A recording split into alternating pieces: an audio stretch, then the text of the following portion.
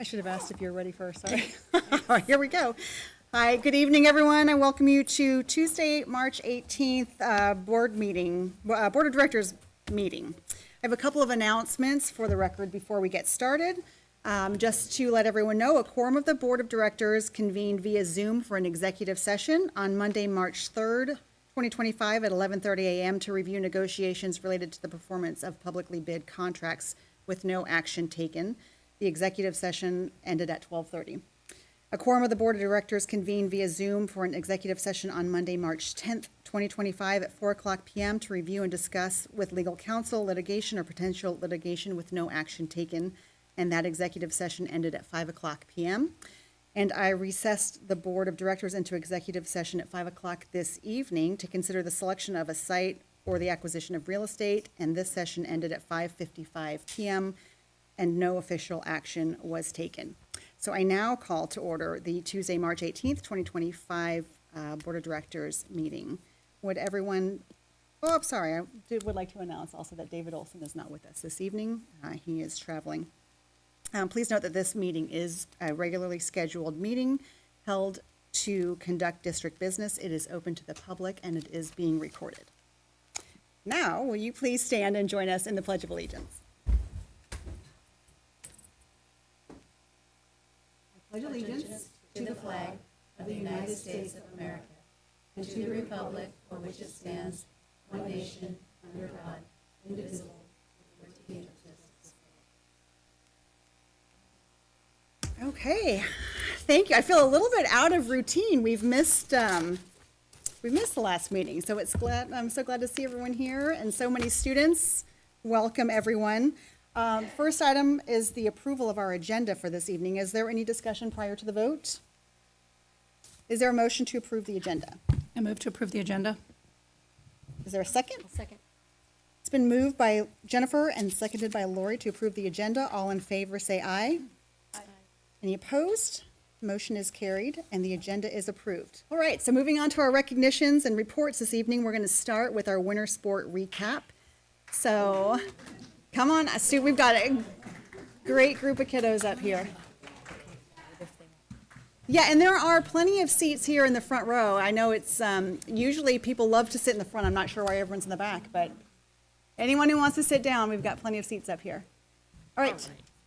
Hi, everyone. Good evening. My name is Brittany Shelton. I'm the Athletics and Activity Specialist here for Peninsula School District. I'm relatively new to this position, but I've spent my career working with youth in the juvenile system. For the past 3.5 years, I worked as the at-risk youth, truancy, and child in need of services coordinator for Kitsap County, so I oversaw all 5 school districts with the BECA programs. So outside of work, I've actually spent a lot of time coaching as well. Right now, I'm coaching my son's Little League baseball team. It's a lot of fun. One of the most exciting parts of stepping into this position, though, is getting to support Wendy Mullich's vision of unity for this district. So a big step in the right direction today was getting to meet with these wonderful students here with our newly created Student Athletic Leadership Council. So these guys today, I was super impressed. They had a lot of really good ideas, really cool vision for the way that athletics and activities are going in Peninsula School District. Super excited to work towards gaining a stronger and more connected athletic and activities program in Peninsula School District. We really appreciate the opportunity to be here tonight, and with that, I am actually going to hand over the winter recap to these guys. Alrighty. Hi there, my name is Kaino Okoye. I'm a sophomore at Peninsula High School. I play football, baseball, and unified basketball, and I'm here to tell you about the Student Athlete Leadership Council. The mission of the Student Athlete Leadership Council is to create a positive environment for all sports and all student athletes participating in those sports. We also are a place where all student athletes can come to share their voice, their thoughts, and their feelings on sports, being a student athlete. And lastly, we want to create a community. We want to get Gig Harbor, the community, integrated and involved into Peninsula School District and the athletics. Hello, my name is Royal Charles. I'm a junior at Peninsula High School. I play football, basketball, and unified basketball. And my name's Jack Learned. I'm also a junior at Gig Harbor High School, and I play soccer. These are some of the scholastic achievements from Gig Harbor High School. The distinguished group for sports is boys basketball with a 3.23 GPA, boys wrestling with a 3.3 GPA, girls flag football with a 3.44 GPA, and then the outstanding group includes girls basketball with a 3.61, boys swim and dive with a 3.64, and girls bowling with a 3.78. We would really like to pull attention to how great of an achievement this is because obviously we're all student athletes here, and we believe that at the end of the day, we go and compete, but having this high GPA really shows that how we put both the work into our athletics and into our education. We feel that's something really special that we should have called out.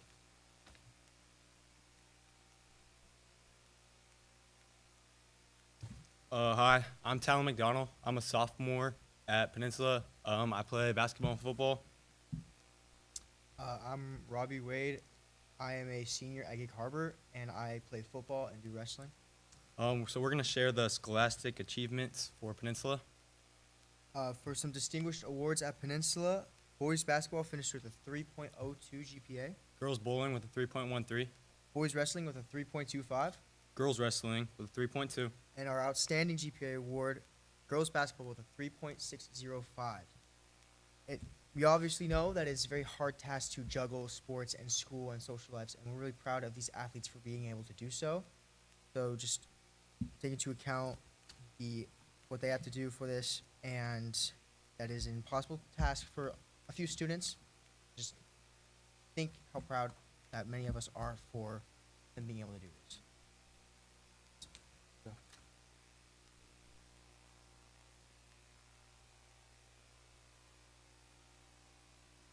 Hi, my name is Jack Rear, and I'm a sophomore at Gig Harbor. I wrestle, I run cross country and track, and we're going to talk about the sports participation.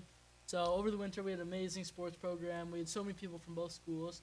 And just to look at it, for Gig Harbor, boys basketball, we had 36, girls basketball, 15, girls bowling, 15, girls flag football, 25, swim and dive, 29, wrestling, 23, girls wrestling, 1, and all of Gig Harbor, we had 144 athletes. I'm Andy Mary. I'm a freshman at Peninsula High School. Boys basketball had 41 participants. Girls basketball had 23. Girls bowling had 10. Girls flag football had 18. Boys swim and dive had 34. Boys wrestling had 37. Girls wrestling had 24. And in total, they had 187. And between the two schools, there was 331 student athletes.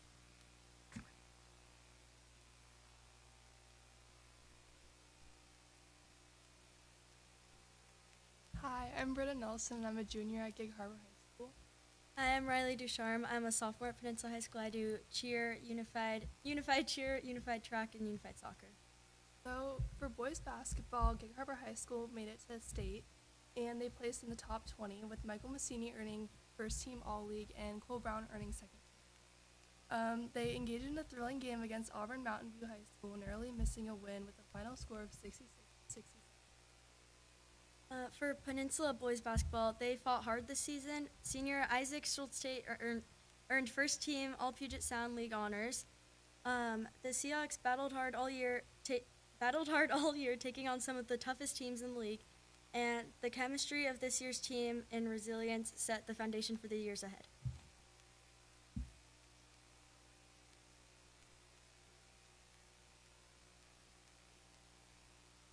Hi, I'm Kiara Gallegos, and I'm a freshman at Peninsula. Diver on the. Hi, I'm Delaney Moyer. I'm a senior at Gig Harbor, and I'm also on the team, a water polo player. For Peninsula girls basketball, they qualified for the tournament, and the senior Grace Richards team All Puget Sound honor, and she hit her 1,000th point. The Gig Harbor girls team tournament is a really big thing with women. They also had a lot of players make all team. Juniors Kalia Miller, Willa Benici both got on the first team. Beverly Dover made second team.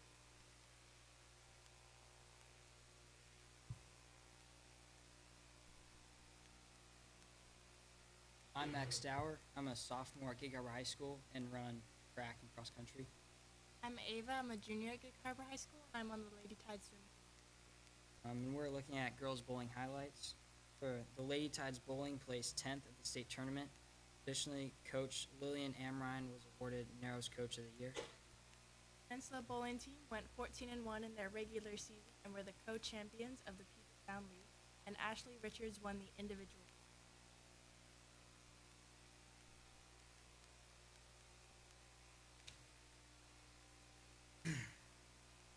So, as you guys probably know, this was the first year that girls flag football was introduced into Peninsula and into the Peninsula School District, and it was amazing. I'll just say that. It really placed a strong foundation for girls flag football going forward in future years, and I'm really happy, and I hope everyone's happy to see this program grow. One thing I'd also like to add is that PHS girls flag football earned the Puget Sound League Sportsmanship Award at the end of their season. Go Peninsula. And there we go.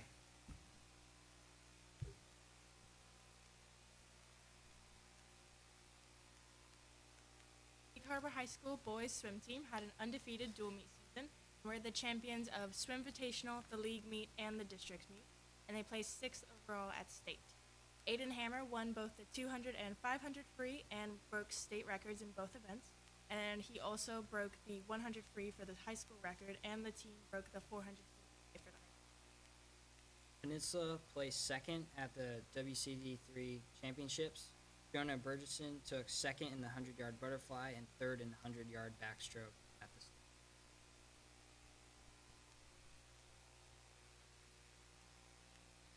Next up, we got boys wrestling. This season, the Peninsula School District boys wrestling showcased determination, resilience, and hard work on the mat. Whether it was their first-year wrestlers gaining confidence or veteran athletes competing at the highest level, every wrestler attributed to their success of their team. Nehemiah Grandorf is one notable placer at state for PHS High School.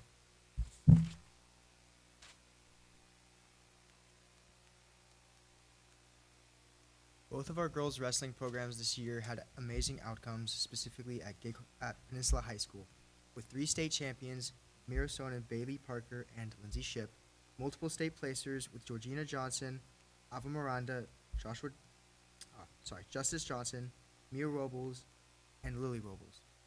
And even at Gig Harbor, with one solo girl on the team, still placing 5th at state is an amazing achievement and shows that we have a bright future for both schools' wrestling programs.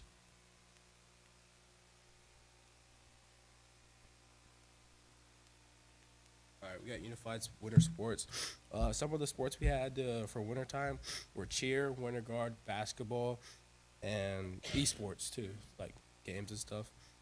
We had 55 total winter participants through all sports, and both basketball teams were undefeated for their season.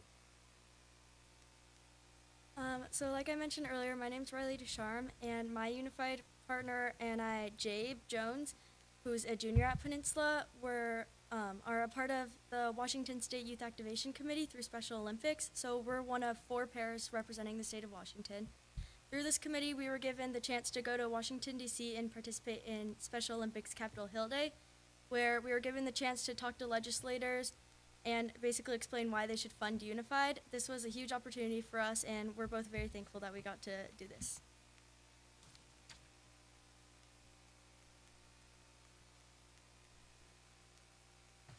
To sum up, our athletics program is a source of pride and community spirit. Our teams have demonstrated exceptional talent and determination, achieving remarkable milestones. Let's celebrate the hard work and dedication of all of our athletes.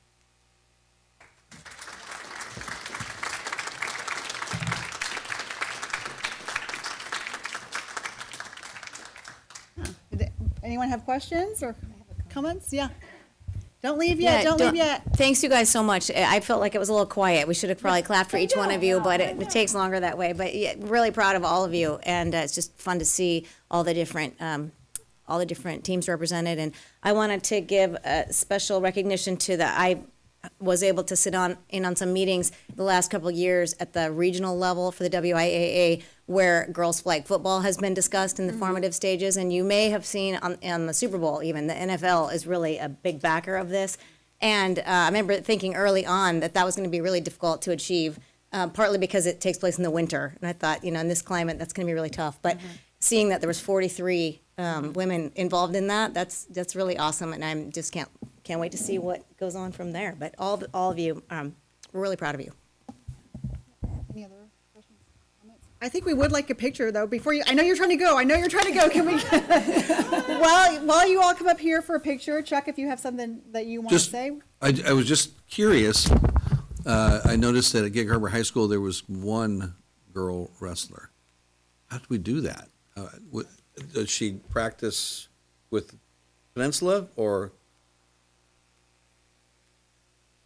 Oh. Nice work, Jack.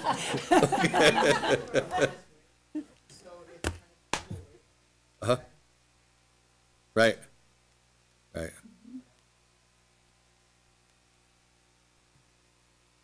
Yeah. Okay. Yeah. Okay. Yeah. Yeah, I know her dad, and so I'm sure he coached her along too. He's big wrestling. All right, can you guys come up here really quick and we'll take a picture all together. I used to have to be my brother's wrestling dummy. It got me very tough.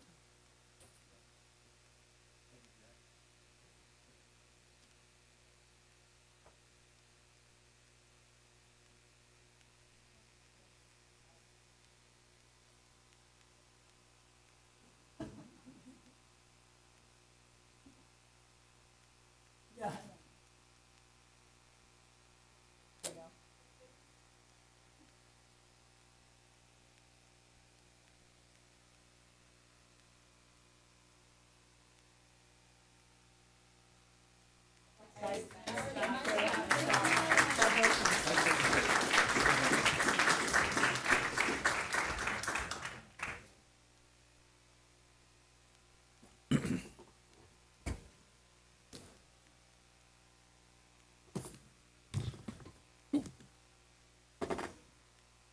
And thank you, Brittany.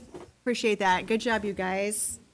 Okay, moving on to item 3.2 on our reports for the evening. We have our career and technical organization recognitions and celebrations. So is Kelsey Park, is Kelsey here? I saw her. Okay. Oh, there she is. Okay, sorry, I didn't see her.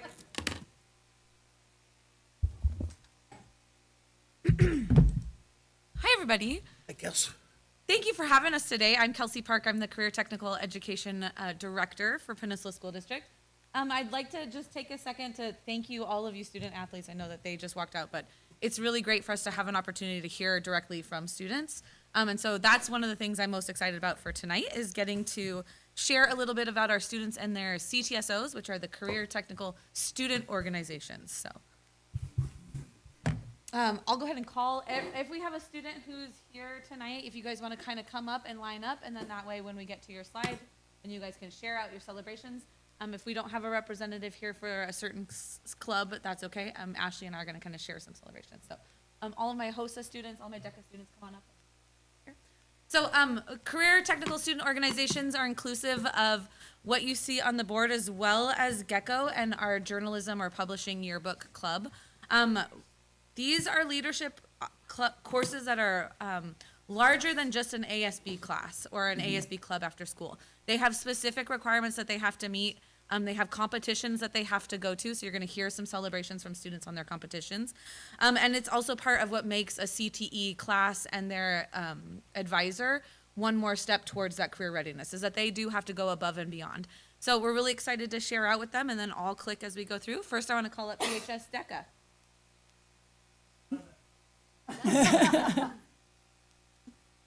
Hey everybody, my name's Gary Griffin. I'm also.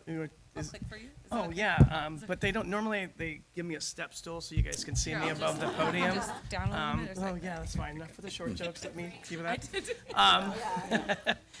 Yeah, so I'm the DECA advisor, marketing teacher, and I teach CCFE at Peninsula High School. Couple of things. One, our program, we've seen some growth throughout the years, and this year I tried something different and really encouraged all of my intro to marketing kids to be a part of it. So I think if you go to, I wasn't matching that screen. Yeah, so these are our kids. We had a nice dinner together up at our area conference after our competition. These students all kind of competed really, really well. And what's interesting about it is that some of them kind of have to get coerced into competing a little bit, and then once they kind of realize that they're actually pretty good at it, it's really exciting to see. I encourage a lot of public speaking in my classes with all of our projects being a presentation in front of everyone at the end. So it really kind of prepares them to speak in front of strangers, right? I mean, because there's no one there to hold your hand when you walk back into an interview. You're just in it on your own, and that's what a lot of these things are. On my next slide, some of our activities, we also participate in Winterfest. Yeah, that's what I was wondering. Oh, no, I'm sorry. That's all right. You're I good. got two for you. There. Yeah. We went, our student store is run with DECA students, so that's kind of one of our requirements that they're part of DECA as well. And they went to a business leadership conference at St. Martin's University in the fall, and that was quite fun. Then they also get their own private college tour as well, interact with students. I put up here one of my favorite things that DECA we host is the staffers and students game. We're taking anybody above 6 feet, and you can be on the staff team. Because I'm the head wrestling coach, so I'm not exactly the basketball guy, right? And we do recruitment activities all throughout the year.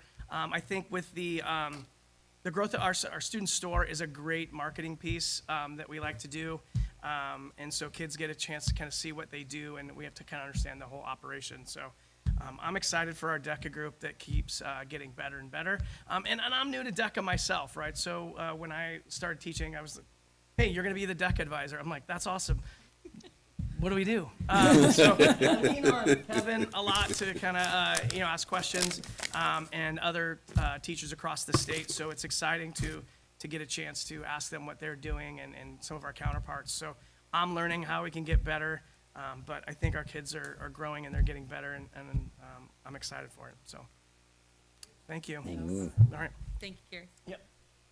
All right, I'll call up Gig Harbor's DECA. Hi, my name is Jack, and I'm Gig Harbor's DECA Club President. And I'm Bruin Bear. I'm the Vice President of Gig Harbor's DECA. So recently, DECA at the Gig Harbor High School has seen a massive growth. We've gone from, over the past few years, having students of like 6 to obviously having way more here. We've had a huge increase in state qualifiers. I think we had somewhere close to the 20 this year. And DECA's really just given all these students, as the Peninsula High School teacher said, the opportunity to get in front of people and get public speaking and really learn about like the business part of the world. And it helps you prepare for the college aspects of it, because in the real world, you got to be able to communicate your ideas effectively. And we think that DECA has really helped me and Bruin be able to do these sort of things. Yeah, there a little to add to that. Jack and I, we compete in the business law and ethics portion of DECA, and we actually won 7th in the state this year. Ooh. So we are going on to ICDC in Orlando, Florida this April after spring break.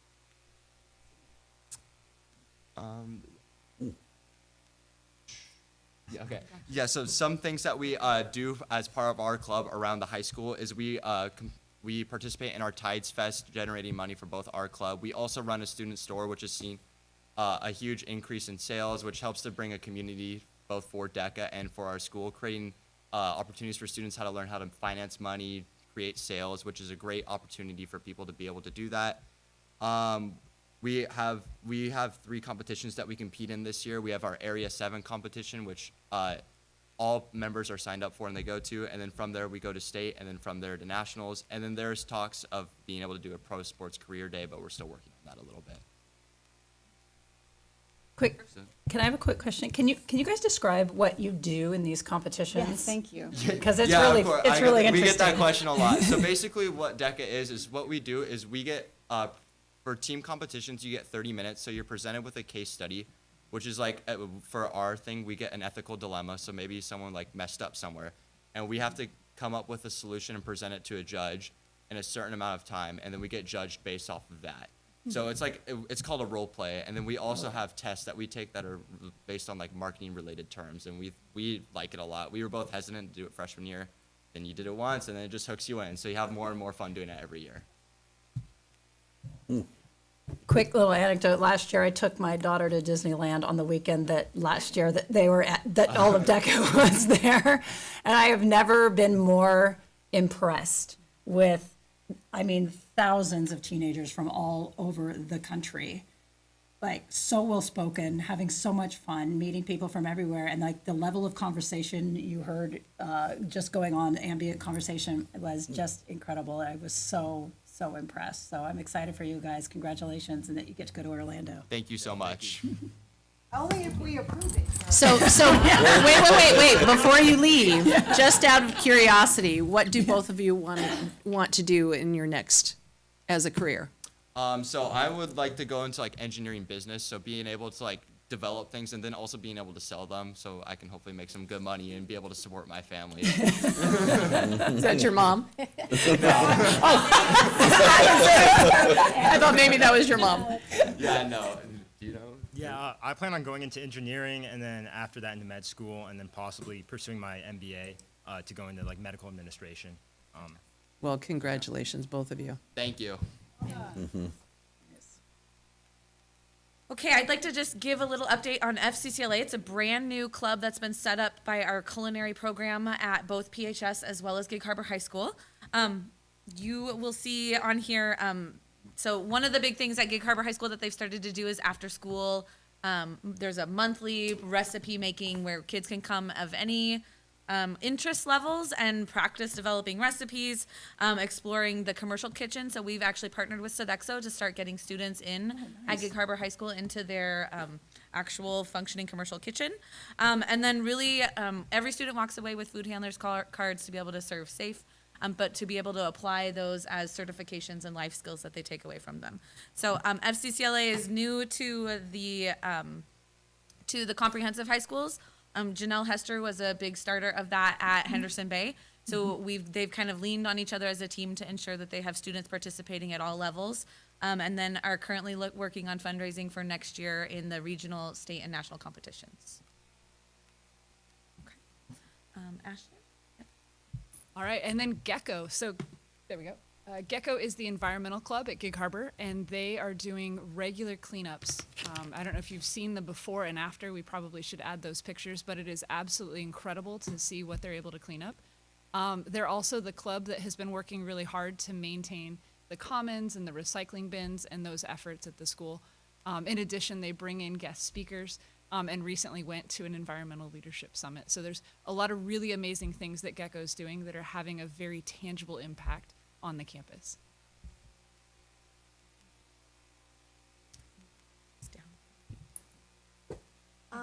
Hi, I'm a sophomore at PHS. My name's Brandy Barneson. We are the Health Occupations Students of America. It's like a club about like if you want to be in the medical field, and it helps you like in the future. We recently went to a conference in Spokane, Washington with Gig Harbor High School, HOSA. It was very fun.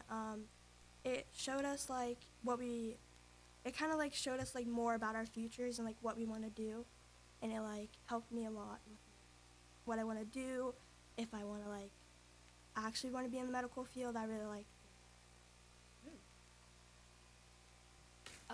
On the Spokane conference trip, awesome. I'm Chelsea Shermer. I'm a freshman at Peninsula, and something I would add to the Spokane trip would be that I feel like I felt like I made a lot of choices that like impact my future life, and I'm just thinking more about the medical field and different things in the HOSA club and in different competitions that you can go into that can help you in the future in medical school and in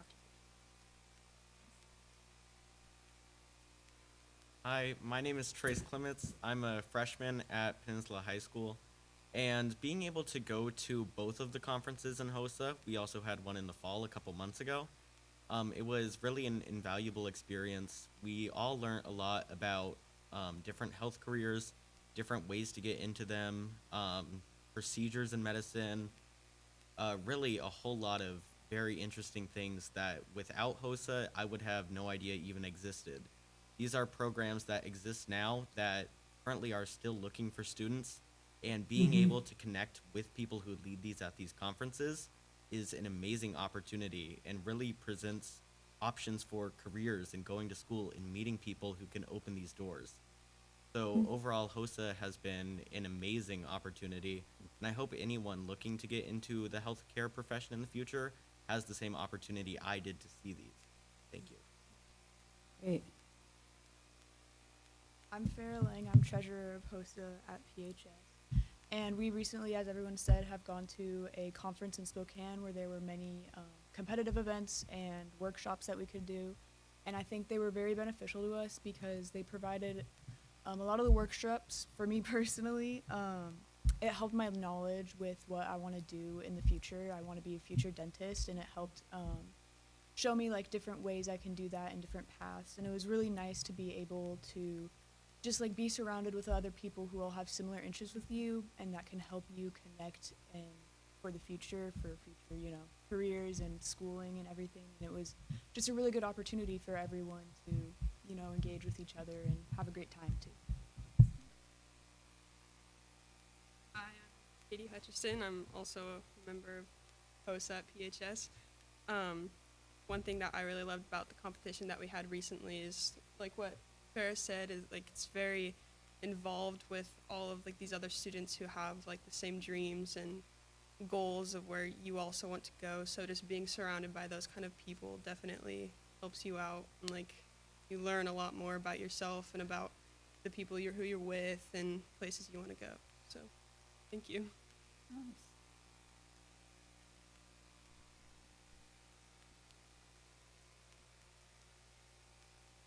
you for listening to our HOSA members. My name is Coakley Murphy, and I am the HOSA advisor. As they said, right, our experience going to our conferences, our meeting weekly, and the different events that we get to do as a club really produce these well-rounded students we have. So our fall leadership conference, which we did in November, we went up to Everett Community College, about 9 students and lots of workshops, right? So one of the examples that our students get to do at these workshops is look at even some new technology. So we were able to look at some ultrasound equipment. So that would be some examples of what we can do in our, we just got back last week from our state leadership conference where we went to Spokane for a few days. So they got to really experience, be immersed, and be exposed to many, many other students, HOSA students. They participated in competitions, again, workshops, leadership opportunities, networking. We even got to watch a show on a hypnotist, right? We get to learn how the brain works. In these leadership conferences, as you can see, right, there's a dress code. So we dress to impress. We get to have real hands-on learning in these workshops. And like I said, compete, and also that life and social aspect, right, of these trips. Other things that we do as a club, we participate in the ASB, Associated Student Body. We participate in Winterfest. We also do Welcome Wednesdays, right, with other students. And then because we are a kind of a medical club, we've also participated in the blood drive. We just had our 2nd annual one today. And so our last one in December, we were able to, with staff and students, to be able to collect 39 blood units, which means we helped save 117 lives. Wow. Yeah. That's awesome.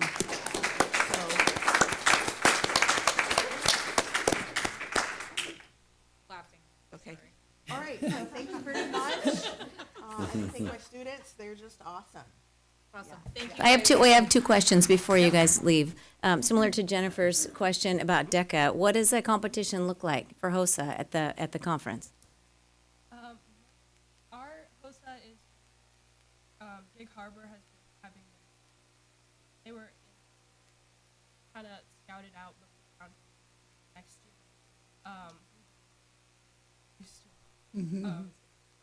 The competition we did do though, close to everyone took a test online, which they cover a very wide variety of topics.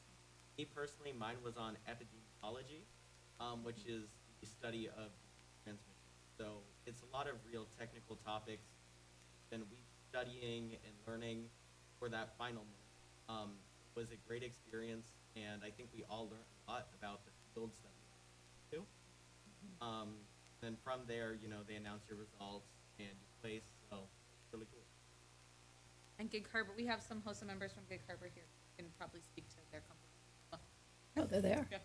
I'm looking at pictures of like stitches and fake arms, so tell us about that. Well, my name's Elon. I'm a junior. This is my first year in HOSA.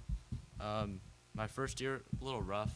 I wasn't sure what to study, to be quite honest, So I just picked topics that kind of interested me. When I first got to the leadership conference, I was kind of amazed with how many people are there, different types of competitions. So in my understanding, the breakdown of competitions, there's a lot of multiple choice question tests. There also includes speeches, a lot of like hands-on demonstrations like CPR and first aid. There's also just like career displays, which I actually did one. But yeah, one of my favorite workshops though was the cadaver lab, which is where WSU's medical school donated bodies, and we got to kind of dissect it. Yeah, I want to be an oncologist, so just kind of putting my foot in the door of the medical field was definitely a great experience. I also met a lot of cool people.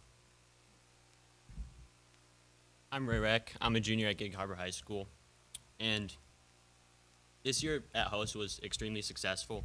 We brought a lot of students to state, and we also, I think, almost doubled our attendance. And at state, we had the opportunity to connect with a lot of medical professionals and also participate in labs, like Elon said, which were really helpful and broadened our perspective on like what we want to do in the medical field. We also had a December blood drive, which was pretty successful, and we also we brought a lot of kids to state, and we had a lot of fun, and overall it was a pretty good year. Thank you. Thank you. All right. I did want to include PHS has a Skills USA chapter, so that's unique to our Peninsula High School team. Skills USA is features. We'd love to get pictures, so if you could, grab them. Grab them. She's quick. Nice uniform. She's quick, I promise. Okay. Here she got them. Okay. All right. I'll go faster too. We don't have any students here today for Skills USA, but this is part of our Skills Trade program.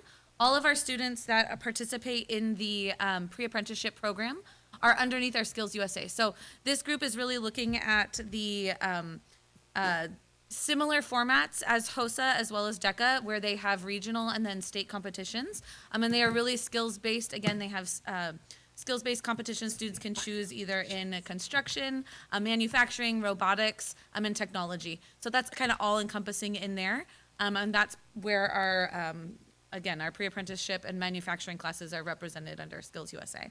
Have they always been participating in that, or? Actually, it's part of our state requirements in CTE that our students are involved in leadership equivalencies. And so they each have to stay with the state, what is their equivalency that they're associating with, and either embed it in the classroom and or participate in those after-school activities. So that's part of the CTE expectations of going above and beyond for that career readiness for kids. Somebody spoke about a competition coming up on the other side of the county for some of the skilled trades. Is that part of this? We probably have a skills trade. Right now is competition season. So you heard DECA is kind of getting ready to go down to nationals. But all of them are kind of right at that place where they're either wrapping up their state competitions and moving on to nationals, or they've finished their season for the year. All right, I'd love to call up Mick to kind of talk about TSA at PHS.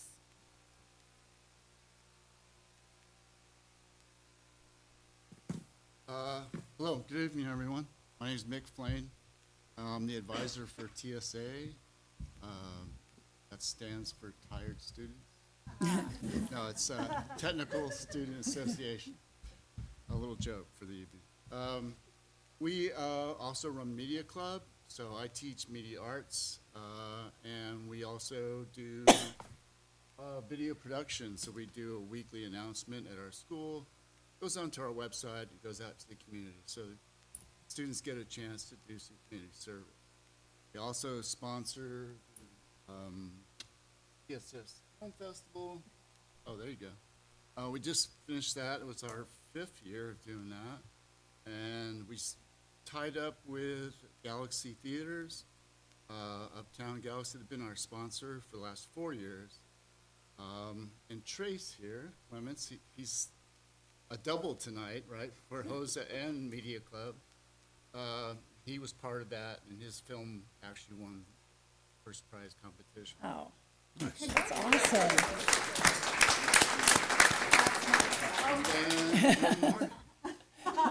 And then we're also part of TSA, and we are going to the state competition in Spokane, April 2nd. Their film, again, won the film festival, but it also got chosen for a finalist for the state competition. That is amazing. Still Trace Clements. Yeah, so as Mr. Mick said, TSA has been a great opportunity. It's taught me a lot about the process of making a short film, writing scripts, filming, editing. It's been an amazing community. I've met some pretty great people and put in a lot of hours for this. So I am super excited to go to our state conference happening in early April, in which we will present our film to judges, which we've been working really hard on. And I'm personally very excited to represent Peninsula School District up there. So, yeah, hopefully it goes great. Tell them that we're doing short competition. Yeah, so in addition to the short film already made, we are doing a 48-hour film there, in which we will have 48 hours to make a film with a prompt they give us, for which we will submit to judges at the end of the conference. So we're going to keep ourselves pretty busy while we're there, but I'm sure it's going to be a lot of fun. Is there an opportunity for us? The one that you have? Of course, yeah. Make that available. They made a horror film, just a warning. It's a genre for everyone. Yeah, that's perfect. Yeah. Awesome. Thank you, guys. Thank you. Are Congratulations. are you guys looking at like podcasting also, or? We haven't, we talked about it, because some of our short films that they make in class, a couple of them this year were actually podcasts. That was the, so it's a big interest on that, definitely, People are making money at it. absolutely. I mean, just showing people how to fix something. And what about the radio station? It seems like this would fit into you guys, a radio station. Are you guys utilizing that at all? We're not using that at all. Okay. Is it something you'd like to? Yeah, we'd love to do the whole podcast thing. I've been told that we're not really associated with the station. Probably know more about that. Okay. Thank you.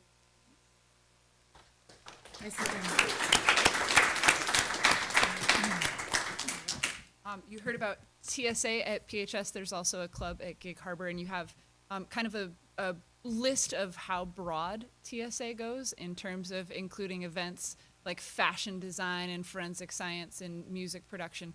And so I think the thing that we really want to stress with these CTSOs is the breadth of experiences that students get to participate in these clubs. And I also have JEA. So the Journalism Education Association is the combination of Gig Harbor's newspaper and yearbook. And so The Sound is the online newspaper that has recently broken readership records as students are publishing articles really consistently. There's a QR code there if you want to keep reading. And then this started the year with a trip to PLU.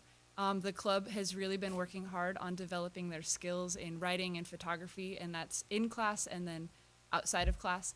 At the conference, they won the National Award of Yearbook Excellence for the 7th year in a row, which is really impressive. They're in the crunch time of the season right now. And then there's one more. Yep, hence why I'm up here. And then we want to give a special shout out to the head yearbook editors, Sophia Powers O'Keefe and Haley Hunter, because they were selected to present at the national conference from hundreds of students. They're going to share their strategies on on creating an inclusive yearbook. And that conference is a conference, just to kind of give you some context, of over 5,000 journalists. So we are really excited to cheer them on in April, and they are very busy publishing lots and lots of material. We also wanted to, again, like Ashley said, there is a branch of TSA that is represented in all of our middle schools. So up here, you're going to see some Goodman Middle School students. But again, TSA stands for Technical Student Association. So it's inclusive of anything that also comes under that skills trade bracket. You heard Mick talk about film. You heard Ashley reference the newspaper and journalism, but that does also include manufacturing. It includes robotics.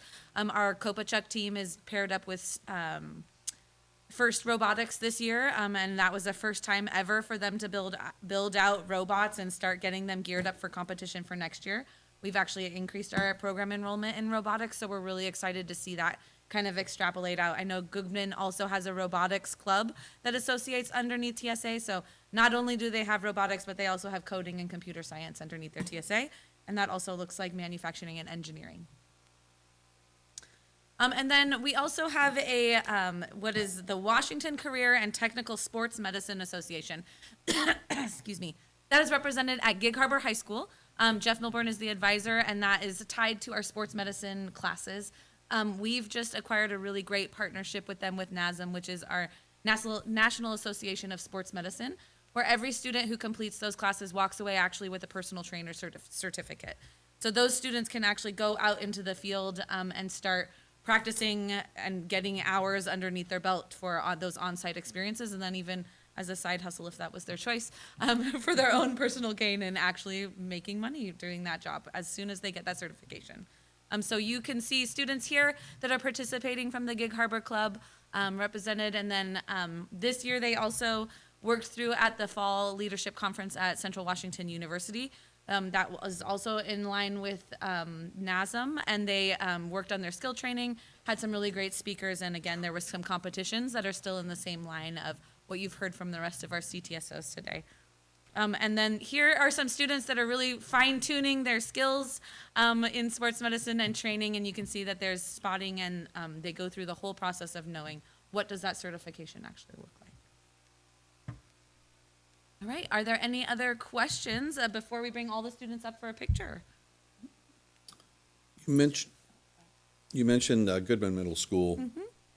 Are any of the other middle schools involved in some of these Yeah, clubs? actually, all of our middle schools are represented under TSA. They Okay. just have different levels of what that club looks like in representation. So again, like COPA is doing First Robotics. They used to do STEAM Club, which was they did some CO2 car racing. And then Key Peninsula, as well as Harbor Ridge, also there's a computer program, as well as a robotics specifically at Harbor Ridge. Cool. Good. So very active in the CTE, CTSO world. Mhm. Yeah. Yeah. All right. Thank you all. If you can come on up to the picture. Thank you guys. Nice job.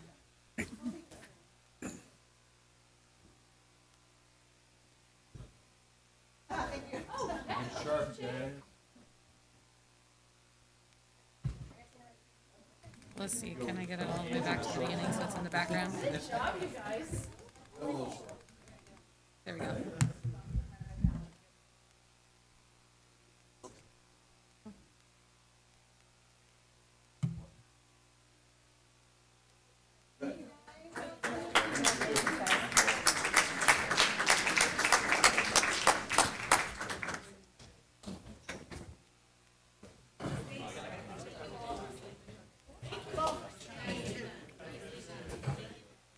Yeah. So if you were here to present as a student, or if you were here just to watch your student, it would be perfectly acceptable if you wanted to leave now. We would understand. But you're more than welcome to stay also. Okay.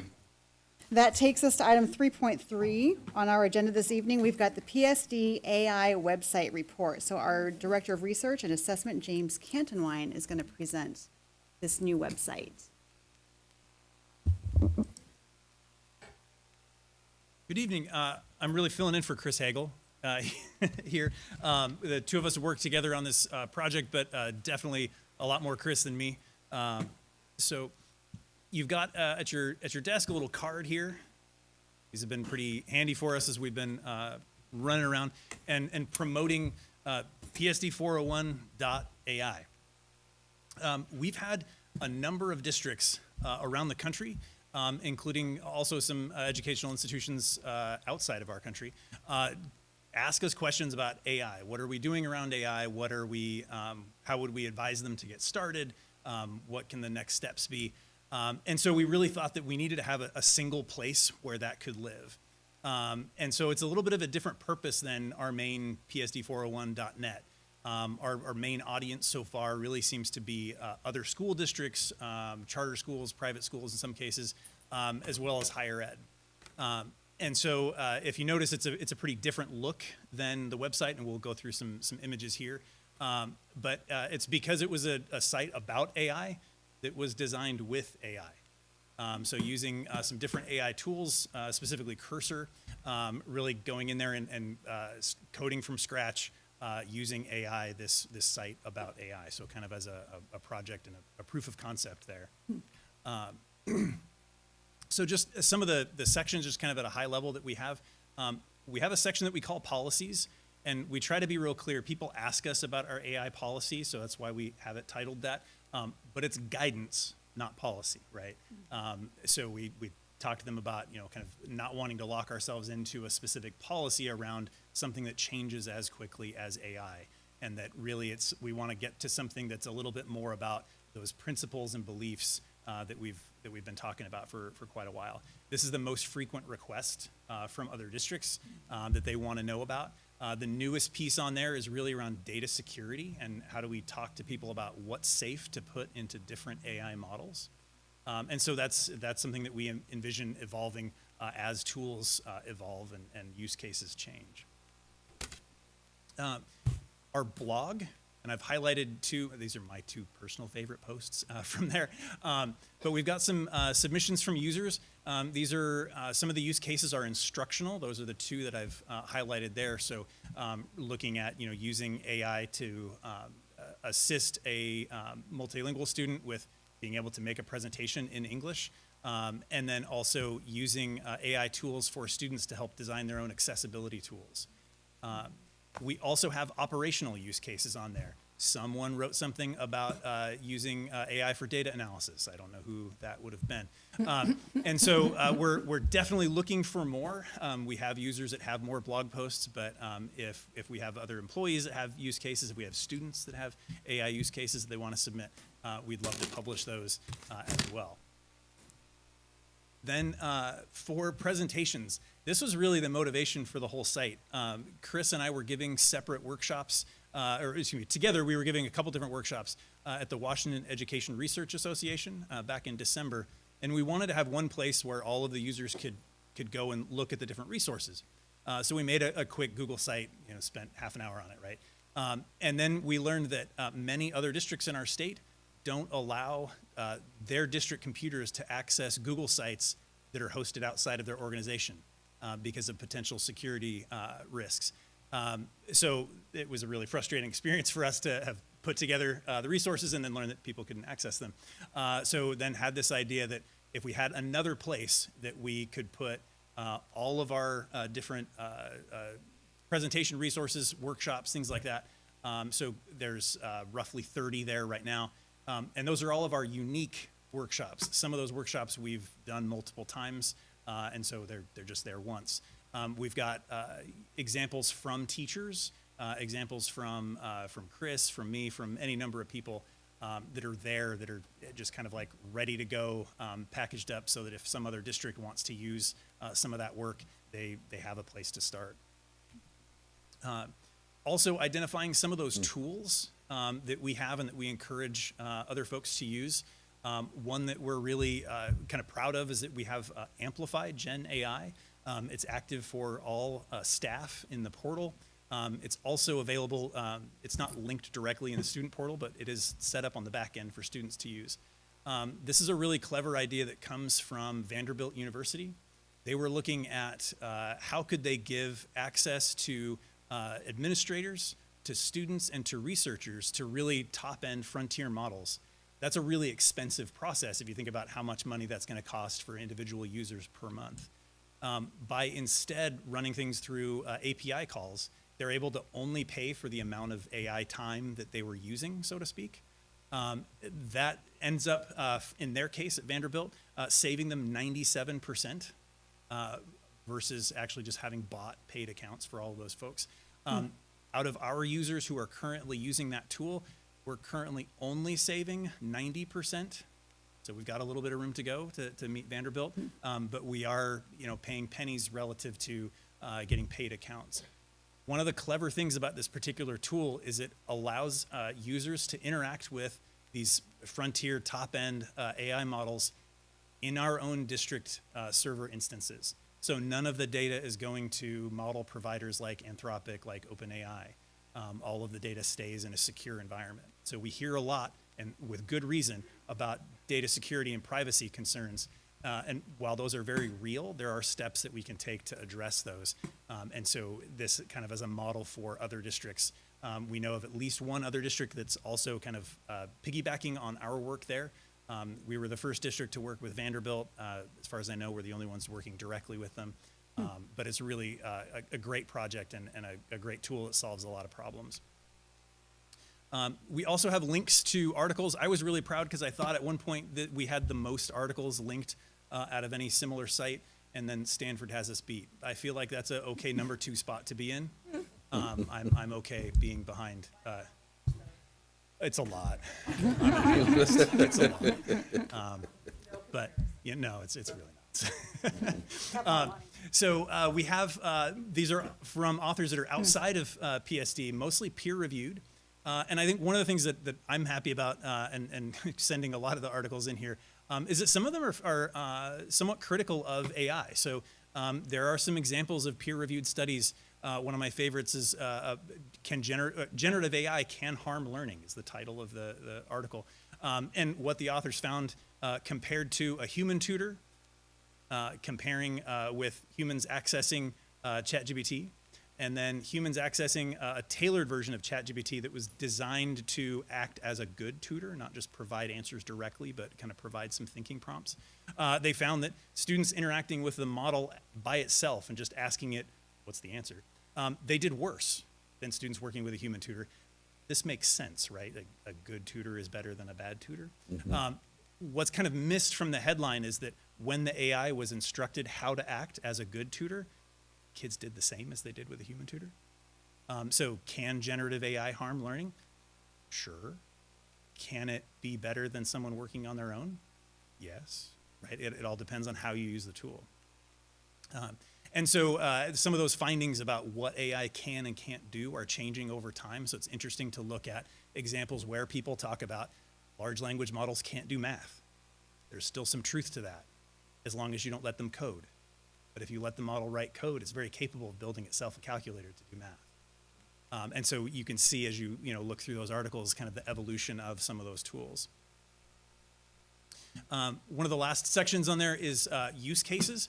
And these are lots submitted by current employees. Again, would love to get some from students as well. Some of these are instructional, some of them are operational. Many of them aren't really education specific on the operational side, really like anyone working in an office or doing an administrative task might be able to benefit from that. I just learned kind of out in the wild early last week in a Zoom that ESD 112 down in Vancouver, that they're directing people to this as they do regional trainings in their area, which is great because I had never shared this with them directly. So I'm not quite sure where they found out about it, but super excited that they were using those. So we know that ESDs around the state are sharing those, and that they're finding that that's one of the only places where someone has kind of connected both instructional uses, how can we have students use AI tools, how can we have teachers use AI tools on their end, and then how can folks working in the office use them. And then I don't want to go away without talking about data at all. At the time that I sent this to Jenny, we had 1,200 users since our soft launch at the end of January. We're now at 1,300. So sorry for the slightly off data. And then this has actually gone worldwide, which is kind of interesting. Certainly, the U.S. represents the vast majority of our users, but we do have folks who are typing in this AI directly or clicking on it from social media links from Canada, Poland, Australia, France, a few other countries that have just shown up once. But most of our users are really coming in there from direct access. I mean, they're typing the link in, and so that's been really exciting to see so far. James, is it too complicated? Could you actually get onto the website on this screen, or does that not work? I'm going to ask Jenny about that because I don't Okay. have the computer in front of me. So I don't know. Jenny's like, I don't know. Well, perhaps. Can It is linked from the first slide. Yeah, the first page has a Yeah. link. James, can I- Jake? Because I think it would be, because we don't have cards for everyone in the audience, it just would be good for them to be able to see it. Yeah, absolutely. Yeah. If possible. If not, Maybe not. there's a QR code. There's a QR code. I've got I think just two, but I've got a couple click on copies the in the back title. if folks want it. But PSD401.ai.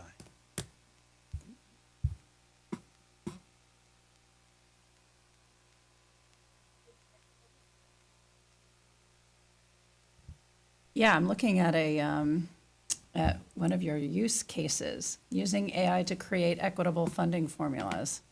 You taking this down to Olympia? I think Ashley could probably share more about that, but yes, that has been shared with folks about how can we do that from a staffing standpoint. I think that one might be from Lisa around like Lisa. There we go. Around lap use. And so, yeah, I mean, how can we use AI to help us do some of the things that are maybe kind of just beyond what we've had the time or expertise to do ourselves? Yeah. So can you talk us through, or talk Jenny through? Sure. Yeah. So what we're on right there is that policies and guidance section. If you were to click on, say, the data security with AI piece there, it's going to take the users to sort of a one-pager that we have there that, as we're starting to talk data security with folks, again, kind of keeping with everything needs to be nautically themed. There's a bit of a life preserver motif going on there. And so really talking about some different models to think about AI, because AI tools are not all equally safe or equally risky with respect to data security and privacy. One of the big things that we're all kind of waiting on, I think, as what we're calling pocket AI tools. So AIs that can run on your phone, right? That can run right on the hardware of your own computer. Now we have a situation where that's really as safe as we can make student data, student security. We're not at the point yet where any of those models are able to do really cool things like data analysis or write their own code that are running on those pocket pieces. But that's kind of the anticipation, is getting away from even needing to put some of that data into the cloud at all. If you want to, Jenny, can you go back up then to the blog? yeah. Who is driving it? Oh, They're driving it over behind the magic curtain. people from behind. The Wizard of Oz. So the first blog post there, the AI as a data intern. This is one of my favorites. That picture, by the way. Because you wrote it? Yeah. So this is a piece I feel like I try to go on the road and talk to my peers in other districts about. That picture, by the way, I had asked ChatGPT, based on what it knows about me, to draw a picture of what it thinks my life is like. That's a better view than I have out my window, but it's not that wrong. So kind of scrolling down, again, this is a piece that I've made, or a pitch that I've made to different assessment and data folks in other school districts for a while, but really thinking about AI as their thought partner. Because, yes, it's always better to collaborate with an actual human, but sometimes those other humans have their own job they need to do. And so what is it like to have someone to kind of bounce those ideas off of? All right. Wow. So go on, there's lots and lots There's of information. lots I there. just want to put a plug in there that if you go under the presentations, every presentation that you have done, that I have done, that any of our cabinet has done ever is available, and it's free, and people can use it if they have a company or whatever, and they can tweak it, which is fantastic. And I know my colleagues have stolen already because they're really struggling to put it together. So thank you for that. It's all under a Creative Commons license, so we encourage anyone to take it and adapt it and make it their own as they see fit.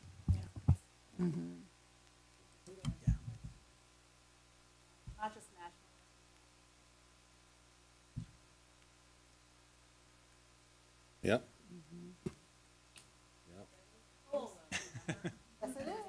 Yes. That's the goal.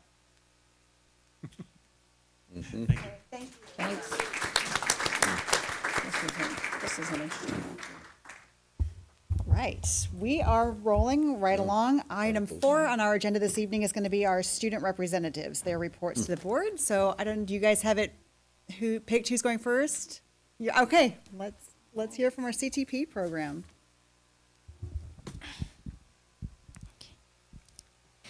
Hello, Lauren here, and here's what's happening at CTP. For Friday activities, some students went to the petting zoo to look at animals, and we also went to the Science Dome Museum to look at our star constellations. Both were fun learning experiences, but I was working hard at my job, so I didn't get to go. You know, responsibility. We have a new ESC job helping Zandra Craig in the Human Resources Department 2 times a week. This is a work experience that we get ready to apply for jobs. Pre-employment service through Morningside Employment Service comes every Thursday. We talk about accommodations people need and how to help them. A couple weeks ago, we discussed celebrities like Selena Gomez, who has a condition that requires frequent breaks. We also learned that Octavia Spencer, who was the voice of Miss Otterton in Disney's Zootopia, she has dyslexia and listens to her scripts on tape to learn them. During our pre-ed lessons, we also think about our likes, dislikes, and job preferences so that we can pursue jobs in our interest areas. I am hoping to work with children or animals. Right now, I'm working weekly with Childfind, and hope to be hired for this position. The talent show is this Friday at 11:30 in the Peninsula High School auditorium, and I will do an autism monologue and a dance as well. Woohoo! We have a student who was just hired at Sodexo, who serves the food at all of our schools. He'll be working Monday through Friday from 9 to 1 at Peninsula High School. Yeah. Next week, we have a tour of the Gig Harbor Police Station scheduled. This week, our school's security staff will be coming to visit to get to know us. Safety first and stay out of trouble. CTP and Unified have a fundraiser all next week, March 24th to 28th. If you buy your lunch or dinner at Barbecue to You, part of your purchase will go to help CTP and Unified. And Unified soccer and track at Peninsula High School starts on March 26th. Recently, we did some shopping and donations of key ones for our school emergency clothing funds. And that is it for the news and ideas for CTP, and I'm also very excited to go to the state capitol tomorrow. See you there.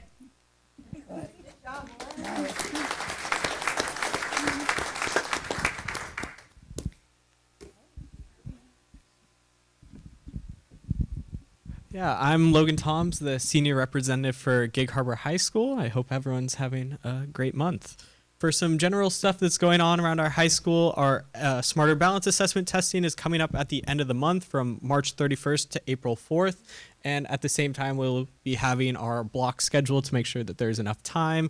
This means that we'll be having our first, third, and fifth period, I believe, on one day. Then the next day, you'll have your second, fourth, and sixth period, creating longer classes and creating the availability for testing. At Gig Harbor High School, the class of 2026 or current juniors are holding a college planning day at the University of Washington Tacoma campus on March 27th to learn about some of the college and technical schools that they can apply for across the state, along with some of the financial aid options available for said opportunities. For sports, you've heard a lot about it today and the great successes that we have, but also we would like to shout out the Gig Harbor High School dance team who placed first in districts in the POM event, earning a spot at the WIAA State Drill/Dance Championships on March 28th, where they will compete in both the POM and hip hop categories. Additionally, the H2O co-captain Britta Nelson was named WIAA Athlete of the Week for week number 25, which is really exciting. At the same time, our spring sports are starting up, so we'll keep you updated on how those are going. Now, for some of our clubs and activities, Gig Harbor Speech and Debate teams had an excellent showing at the Western Washington National Speech and Debate Association District Tournament, which is what you go to qualify for the national tournament, which is an exciting Des Moines, Iowa this year, just as it was last year. Very exciting. And that was on March 7th and 8th, and our team as a overall through like a sweepstakes process placed second overall, which is really good. In total, we qualified 8 students to the national tournament, and that will be June 15th to the 20th, so pretty late and going into after the school year. So that's really exciting. And the Gig Harbor High School Wind Symphony is going to perform at the Music for All Band Festival at Mountain View High School on March 21st. Then hi, my name is Caitlin. I'm the junior representative from Gig Harbor, and I just have some information from the feeder schools that go into Gig Harbor High School. So first up at Voyager Elementary, they wanted to share that they started their cereal domino train today. So they're collecting a goal of 500 cereal boxes to donate to the Fish Food Bank, and then once they get all of those, they're going to knock them over domino style on the 21st of April, which is a super exciting way to celebrate all that fundraising. So then they also have their next school taste test. That happened earlier today where they tasted taco seasoned roasted garbanzo beans. So they really like it as a way to build some of that community in the school through those. They had their first annual combined SEL or STEM night last Thursday. It had a great turnout with lots of hands-on opportunities for students and families. So they're really excited to share that. And then at Kopachuk Middle School, they recently had National History Day, and that fair where 7th and 8th graders were able to participate. They all did a great job, and they actually have about 30 kids who were selected to go to a regional competition on Saturday at Meeker Middle School in Kent because of that event that they had. So that's super cool. And then in Goodman Middle School, they have Peter Pan Jr., which is their school musical. That's happening Friday and Saturday, and they have a total of 74 students making up that cast and crew. So a lot of great participation in that. Their boys basketball and girls soccer is happening on Tuesdays and Thursdays, and they also have had a lot of great volunteers who have gone over during the day to listen to elementary school students read in the library for their school's Read and Lead, which is really cool to see those two schools kind of connecting. They're in full swing of their classroom assessments, and as well as that, they have an ASB-sponsored Spirit Week happening this week, so that's really exciting for the kids. And then lastly, at Artendale Elementary, last week their choir was able to participate in the Kopachuk, Artendale, and Voyager combined choir concert, and their students were able to perform The Little Red Hen for their music concert. And then as a school, they're really excited to share they have March Madness 2025 at Artendale. So they want to combine the competitive spirit of March Madness with a focus on building strong math fact fluency, which they believe is really crucial for their students' success. So in that, students will participate in a quick math fluency check during class that will chart their progress with a March Madness tracker, celebrating each level that they mastered throughout that. They can engage in fun math fact games, enhance their skills, and they can actually earn math tags and rewards for each operation that they do. And then as a whole, Discovery, Voyager, Harbor Heights, Artendale, and Swiftwater Elementary are holding their Scholastic book fairs this week. That's from March 17th to the 21st. Hi everyone, my name is Kate Cardinal and I'm our junior rep. Unfortunately, Adam had to leave, and so it's just me giving our report tonight. Just to start from Peninsula, we had our spring fling 2 weekends ago, which was a huge success. They had a big like speaker setup with like screens, and it was super cool, and a whole DJ. And so that was really fun. And we also did an assembly, which we had a dance battle and like Mario Kart races. It was just super fun and a cool way to promote our dance. Our spring sports have just started, and they're off to a great start.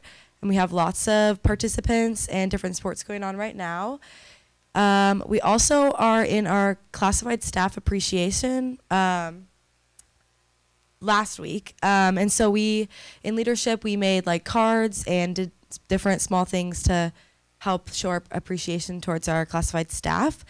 And next Friday, we have Top Hawk, which is our senior class fundraiser competition for our seniors, which is always super fun, and we always have tons of kids go and participate as well. So we are looking forward to that. And our junior class is doing a lip sync battle, which I believe is on April 10th, which will be after school, and different groups from all grade levels can participate to compete against one another. And then we are also gearing up for Avid Spirit Week. Avid Spirit Week, which is on March 31st through April 4th. And then finally, our leadership students are working on their legacy projects, and some of those are seniors are writing letters to freshmen. We also are doing an arts assembly, which is new this year, and a climate and culture event. Oh, and finally, Mir Sunnen also won Tacoma Athletic Commission Female Athlete of the Year, which is super exciting for wrestling. And then from our feeder schools, from Harbor Ridge, they just started their spring sports, and their boys basketball and girls soccer had their first game today. And they also have a talent show coming up on April 4th, which they are looking forward to and hoping to get a lot of participation in this year. And finally, their track season is starting on April 7th. And then for Key Peninsula, their boys basketball and girls soccer also started today. And again, their track season starts on April 7th. And they had they're having a nationally renowned speaker, Chris in the Classroom, coming to their school for an assembly and a staff meeting, as well as a family night on April 2nd, and he's speaking to focus on resilience and developing a culture of kindness and belonging. And they are also continuing to hold their student council advisory meetings every 6 to 8 weeks to get student voice and participation, and they've had great participation so far. And their students have been giving great feedback to make their school a better place. From Vaughan, they are starting a daily challenge to encourage their students to step outside their comfort zone and build relationships. So these challenges include making a new connection, giving genuine compliments, appreciating a staff member, and including others. They also, each of their classes are identifying like superpower, which is like a strength or talent that they bring to the school. So some of them are problem solving, encouraging others, and creativity. And then this is just to help build confidence and see the value of teamwork in their school. From Swiftwater, they had their Swiftwater Sensationals perform for about 60 residents at Heron's Key on March 11th. So this is like 50 choir club students, and then 7 of their choir students and 5 of their student council members shared what it means to be a Swiftwater SEAL with the residents. And then also this week is Glow and Grow Week, leading up to their conferences on Thursday. So they're completing a reflection sheet to share with their parents about their goals and what they want to learn just with their families. And their VPO is hosting a dance party at the end of lunch on Wednesday to celebrate their students. And that's it from our feeder schools. Hi, my name is Amelia, and I'm the senior rep from Henderson Bay High School. First, our greenhouse is almost done being built, and we got a grow light donated and are excited to be implementing the skills needed to keep plants alive, which are difficult skills to learn and definitely something I've not mastered, but are super excited for that opportunity. We're prepping for our prom pop-up May 12th through 23rd and are currently taking donations. And we have a committee in leadership that is not only learning but leading the process of organizing such an event and the skills that it needs to do something like that, communicating and raising awareness and things like that. So that's been fun. Our scholarship notebooks were due the last Wednesday or the Wednesday before that. And we had 25 turned in, which is amazing compared to the 9 that we had last year. And we're super excited and really grateful for the donors and the opportunities that scholarships give students, not only for colleges, but also for workplace. And so we're super excited that so many students turned in scholarship notebooks this year. We have our ASVAB testing soon at the end of March, which also opens up opportunities for high school workplace after high school workplace options. And so that's, although it's a test, it also opens up so many things and lets kids know what options skills they might already have might open up options for after that they may not know about. And so that's really cool. And lastly, our science class is taking a field trip to the Science Dome at Olympic College. And I don't know if you've been there or not, but it's a super cool science dome. It's one of the largest in the area, and they get to learn about astronomy and physics-based sciences. And then it's just a super cool building, and they also get to tour Olympic College and look at the college itself. So that's all I have. Question for you. For the scholarships, do you know, does Henderson Bay, is there a new foundation, or is that being shared with the 2 existing foundations for the comprehensive high schools, just based on your? I know that, I don't know what donors look like in foundations for the big high schools, but I know that Henderson has a lot of private donors. Okay. And so we get a lot of our scholarships through there, but also that the more kids do it, the more donors want to donate. Yeah. And so jumping from 9 to 25 is a really big jump and opens up a lot of opportunities for our students. That is outstanding. Cool. Any questions for our students? No? Great. Well done, you guys. Busy. You have an early morning tomorrow, too. Well, not really. Actually, it's later than usual, but I know you have a busy, long day tomorrow, so we'll try to move this along so you guys can get some sleep tonight. Okay, item 5 is community comments on agenda items. I see none. I have some signed up for non-agenda items, so we will roll on to item 6, which is our consent agenda. This is a giant long list. Everyone has previewed it. So is there any discussion prior to the vote on our consent agenda? I'll just, 2 quick comments. Yeah. One, I appreciate, although it is an additional layer of administration, which is nobody really enjoys doing, I think it's really important, and I appreciate being able to see some of these overnight trips and some of the conferences now, because it just impresses upon everybody how much is going on in our schools, how many experiences outside of the classroom. I mean, this is a huge list. And each one of these is many, many children getting an incredibly cool and unique experience. So I do like that. And although I do empathize with the additional layer of bureaucracy. But, and then the other one I just wanted to point out real quick, the ICOS annual preservation program condition assessment. It's a mouthful, but that's really important reports. And I just want to put a little plug because those assessments of our new facilities are they're really rich with information, and the background is this is the state's attempt for the last 10 plus years or so to standardize how facilities are assessed in terms of their material condition and their functionality and things like that. So when you look, if you click on them and look through the grades that are given, those are not arbitrary or subjective. Each one of those categories, be it windows or floor coverings or paint or roof or any of that stuff, has a very defined set of criteria that anybody who fills out who conducts these surveys has to go through quite a bit of training to have. So I know it's just it looks like just a boring spreadsheet, but it is really, maybe there's an AI, where's James? With a lot of this data in terms of how we are maintaining these incredibly expensive and complex assets that we manage on behalf of taxpayers. So I'm really happy to see those. So take a look. They're really interesting. That's all. Yeah, great.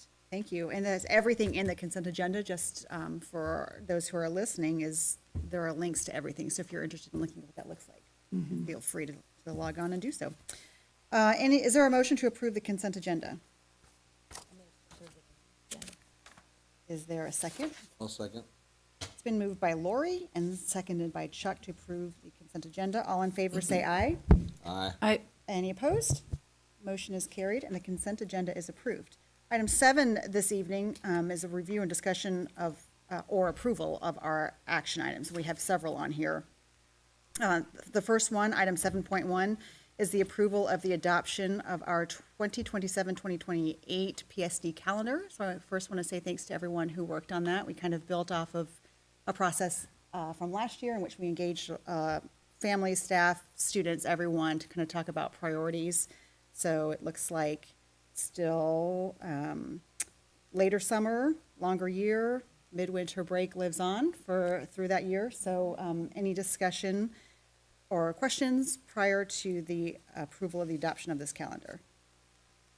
If no discussion, is there a motion to approve the adoption of the 27-28 PSD calendar? Move to approve the calendar. It's been moved by Jennifer and seconded by Lori to approve the 27-28 academic calendar. All in favor say aye. Any opposed? Motion is carried, and the adoption of the 27-28 PSD calendar has been approved. Item 7.2 is the approval of the second read of policy 2230. This is our transition to kindergarten program. I'll remind everyone that a second reading is actually the official approval of the policy. Is there any discussion on the second read of 2230 transition to kindergarten program? Is there a motion to approve second read of policy 2230? Is there a second? I'll second. I'll give it to Jennifer. Okay. It's been moved by Chuck and seconded by Jennifer to approve the second read of policy 2230 transition to kindergarten. All in favor say aye. Any opposed? Motion is carried, and 2230 has been approved. Item 7.3 is the approval of the second read of policy 5420 being renumbered to 5642 related to administrative internships. Is there any discussion on the approval of the second read of policy 5642? Is there a motion to approve the second read of policy 5642? It's been moved by Lori and seconded by Chuck to approve the second read of policy 5642. All in favor say aye. Any opposed? Okay, motion is carried, and the second read of policy 5642 has been approved. Item 7.4 is the review of first read of policy 3230. This is related to the freedom of expression for students. This is just a first read, so this is not an official adoption. It's just putting it on for review. Is there any discussion about the review of the first read, policy 3220? Okay. Item 7.5 is a review of the first read of policy 4220, complaints concerning staff or programs. Is there any discussion on the review of this policy? Item 7.6 is a review of the first read of the recommendation for adoption of Amplify Middle School ELA curriculum. And I believe John Helwick is here tonight to present. John Helwick, John Yellowlees, I'm not sure who is presenting. And many others, sorry. Anyone who's presenting, please come to the podium. Good evening, Board of Directors and Superintendent Barr. Thank you for your time this evening. I'm here just to introduce the first read of our ELA Middle School Adoption Committee's recommendation for a new core curriculum. The Instructional Materials Committee met on March 5th, and we reviewed the Middle School ELA's Adoption Committee's process that they went through and the procedures and the whole district protocol, and based on that presentation that we received, the IMC voted unanimously to move this recommendation onto the school board for consideration. So that's the part of the process that we're at. You'll hear more about that this evening, and I'm going to turn it over to John Helwick and his team from the Middle School Adoption Committee.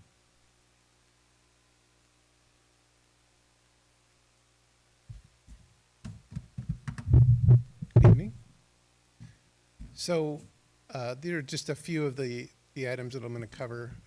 We're going to just go over the kind of overview of the process, talk about how we got student input, how we got family input, how we got staff input, and how we moved that towards a recommendation. And I have some people that are going to help me with that part of the process. This is the same adoption flow chart we saw in the spring when we were looking at the adoption for Odell. So it talks about the main steps. There is one step it's kind of a sub-step that fits in between 5 and 6, and that is a parent preview night. And a couple of you were able to get to our parent preview night that occurred last Wednesday, the 12th. And so that is one important piece to it as well. And all of these are designed to meet the policy 2020 for our adoption. And so we are at the last step. And there's the arrow. Okay. There's one step that kind of goes before this. Back in October of 23, when James was in my role, he brought together both middle school and high school representatives in the ELA department to address a situation that had arisen, which is that Springboard was no longer going to be supported by College Board, and that was our adopted curriculum for both levels. And so the high school was able to move very quickly and through a quick piloting process, and then the recommendation last spring for Odell. I've had the pleasure of getting into all high school ELA classrooms over the last 2 weeks, and watching Odell in process, and then talking to students about how it's going, and it's been going really well.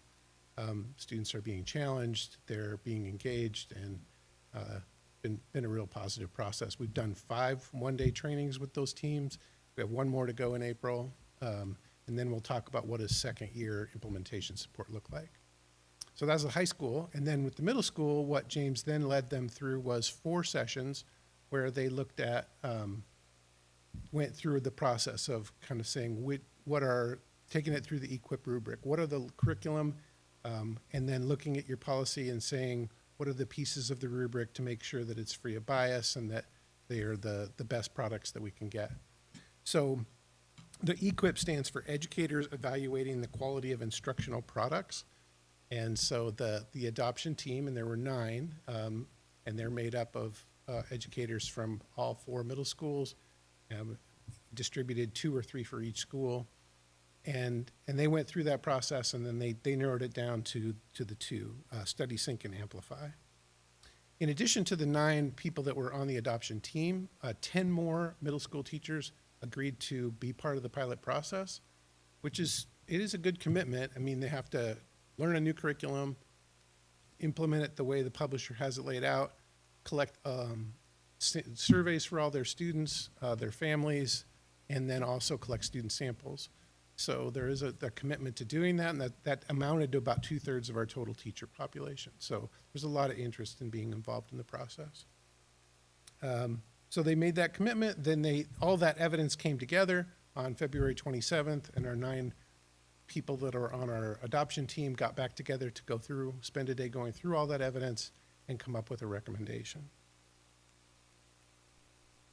And then I'm now going to turn it over. I'm very happy to have Ginger Tanneberg and Lee Sutherland. Lee's kind of pinch hitting last minute for another teacher who was not able to be here tonight. So we appreciate her doing that at the end. So now I'm going to turn it over to them. Okay. So 7 of the committee members recommended Amplify, and 2 were recommended Study Sync, but only gave it a slight advantage. So we not unanimously, but we decided on Amplify. So next slide. So we did some surveys. We did some student surveys and some family surveys to get feedback on the curriculum. Most students said that they found the material engaging, especially the online vocabulary activities and the writing topics. I teach 7th grade language arts, and one of the writing or the essays that we piloted, it was a compare and contrast essay where students had to compare an adolescent brain and an injured adult brain. So it was, they did some research, and so it was kind of a fun, interesting topic that had them engaged. One of the challenges students had was with the digital navigation. There was a lot of components to the online platform, and so that will just take some time for them to learn, but that was one that they noted. So Lee's going to talk about the family feedback. So one of the things that we did was send out each student gets to fill out a survey, and then the families get sent a survey and they fill them out. The family feedback was mixed on engagement. Some parents thought it was really engaging, while others found it to be kind of boring. Many parents liked how easy it was for their child to use the program. So obviously working through what they were doing at home, they kind of saw the ease of use. Some felt there were too many components, and a few thought that the 8th grade graphic novel unit, which was Frankenstein by Mary Shelley, was maybe a little bit too dark for some students. So that was a little bit of the feedback that we got there, but that was in the graphic novel form. So it was Frankenstein in a graphic novel.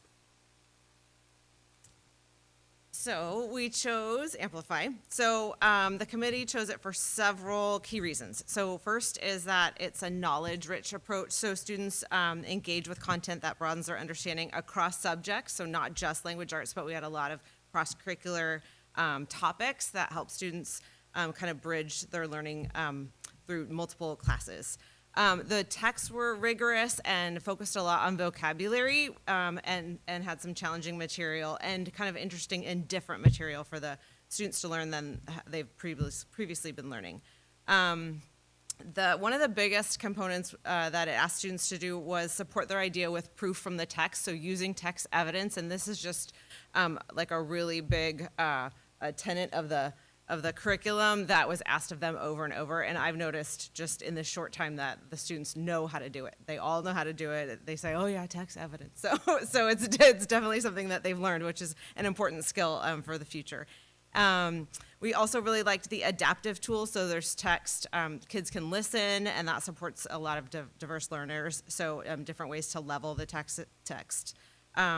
And then there's a big focus on speaking and writing, so helping students develop communication in a couple of different ways and broaden those skills. And we're going to stay on the slide and talk about the strengths of the pilot. All right, so some of the strengths that we as a team identified were that students were highly engaged with the content. They definitely preferred, in terms of engagement, you could tell this was the one that they kind of preferred. Teachers found the resources to be effective, high quality, and useful. The online tools were easy to use and helped facilitate the learning, so there were a lot of different kind of online tools that for both teachers to use and then also students as well.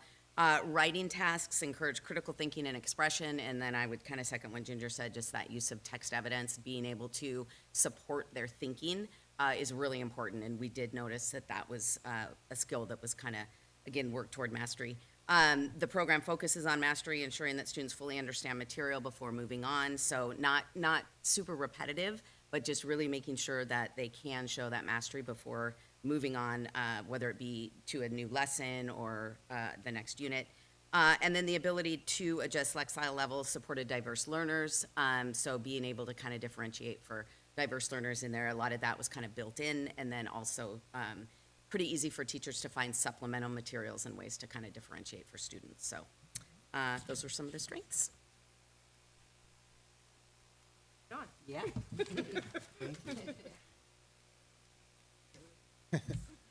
Okay, so this just kind of summarizes the costs for the three different programs.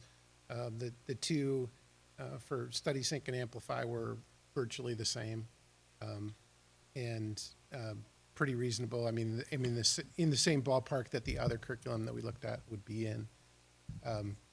So that is, in general, our adoption presentation. We'll have some questions. I know one of them is, what about students who come to middle school who are unable to read? And this is designed as a tier 1 curriculum adoption. We know that there will be and may need to be, after we get into the adoption process, additional curriculum, supplemental curriculum that some students access. That's currently the case. those may or may not work for what we're going to do, but it's never going to be that one. We're going to have some help. But one thing I would say is that there's a lot of scaffolds in this curriculum that do help students who come in that are struggling readers. You heard some of those, to be having a chance to hear the material in an audible form. There were others that Ginger and Lee mentioned. So just wanted to put that out there and then open it up to questions.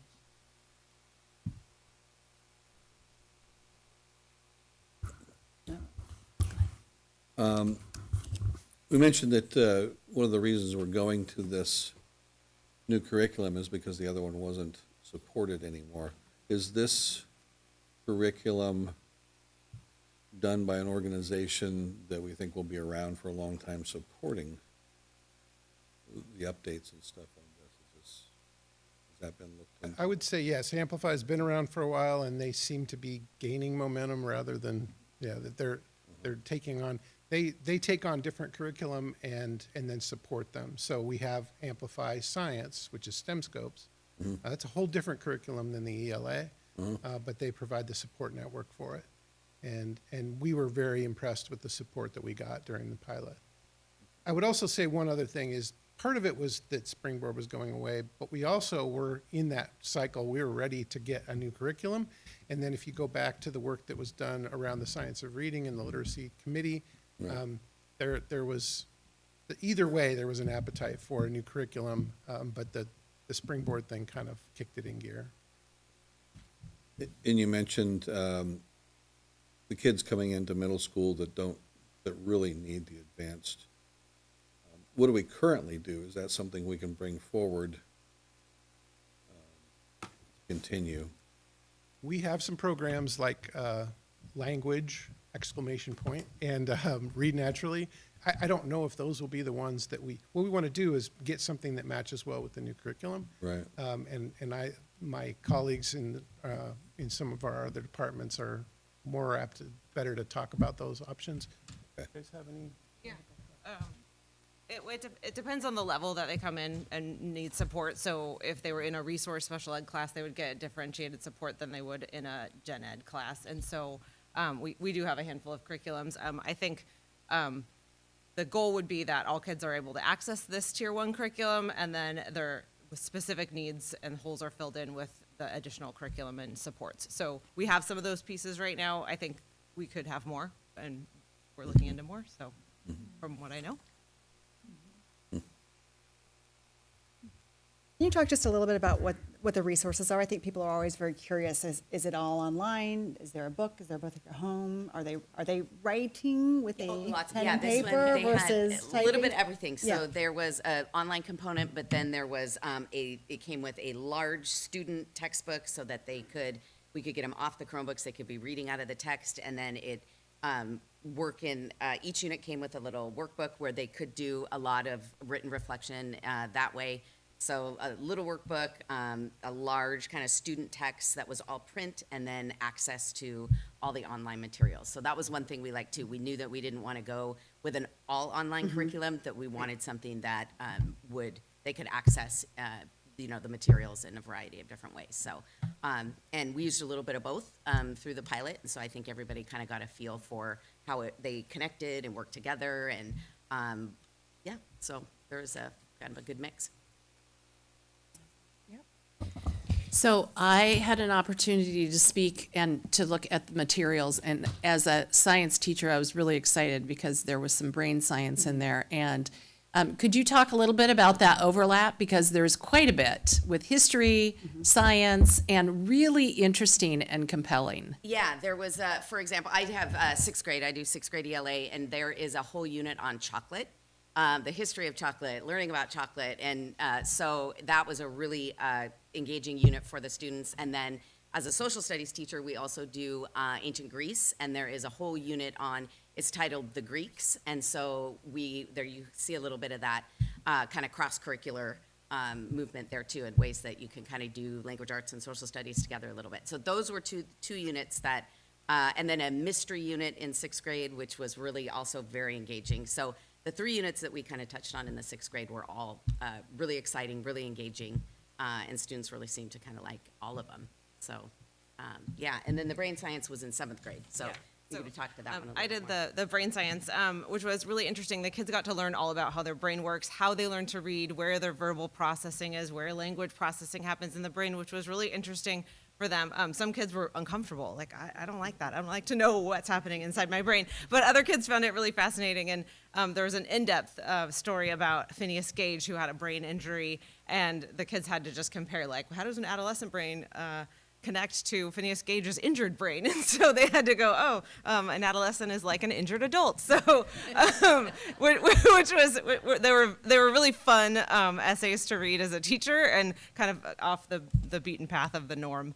So we liked the lessons as a staff because they just kind of brought a exciting element. And then the science team got to incorporate, and so that cross-curricular was really powerful for kids when they hear it in multiple places. And then also just with that support piece, knowing that, I think this is okay to say that the elementary is looking at the Amplify kind of version of elementary, that will really be something good to lean on for kids that need that support. So hopefully there'd be some supports like K-8. So anyway.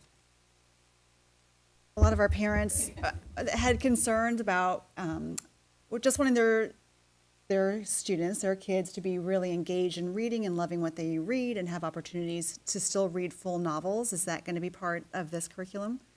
And what would a novel study look like, and where are those books selected?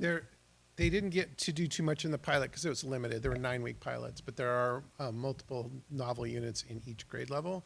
And then there's opportunities also for novel libraries where kids who are willing or interested in can read additional novels. So yes, that is an important part. In fact, I think that was one of the number one things that the staff wanted to make sure was included in whatever we adopted. Questions from students? Nope. Okay. All right. Great. Thank you. Outstanding.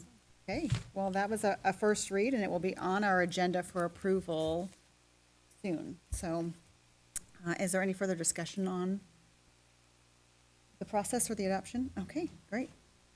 Item 7.7 is the approval of the final acceptance of the Artendale School Resolution 25-02. Is there any discussion on this resolution? Is there a motion to approve the final acceptance of Artendale Elementary School Resolution 25-02? I'll move to approve Resolution 25-02.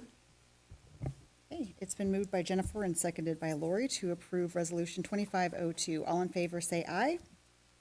Any opposed? Motion is carried, and the final acceptance of Artendale Elementary School, Resolution 2502, has been approved. Okay, that takes care of the action items under item 7. We'll now move on to item 8, which is comments from the community on non-agenda items. We have several people signed up, so I have a list. I will call you to the front. You'll come to the podium. Please state your first and last name. You will have 3 minutes to speak, and if there is something that goes beyond 3 minutes, please know you'll be cut off, but you can always email it to the board, and we will accept comment that way. There are a couple names that I can't read, so when I get down there, you'll have to kind of help me out. But first this evening is Matt Williams.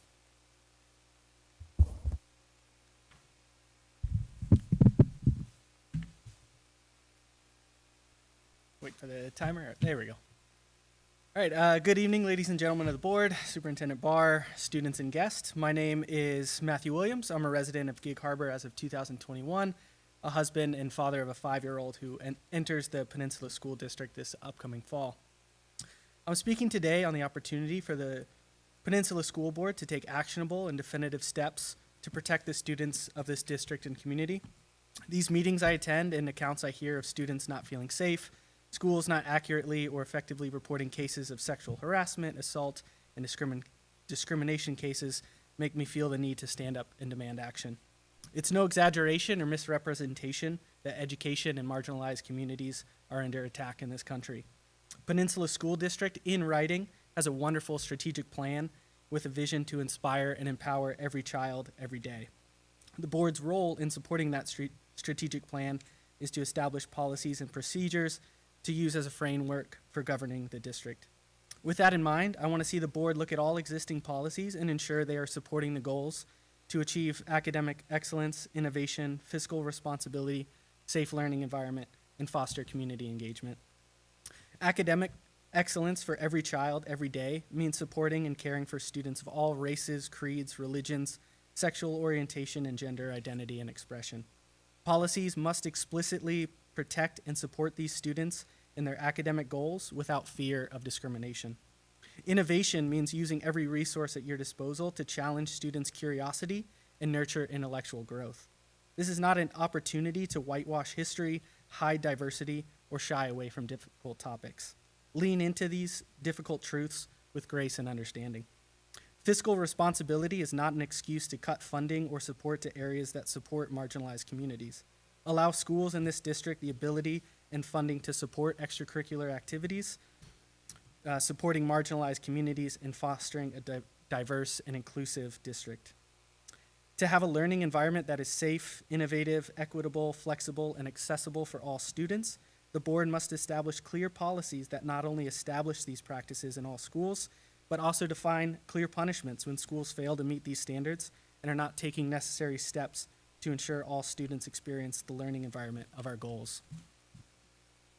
Lastly, we grow as a district and as individuals in a community dedicated to positive engagement.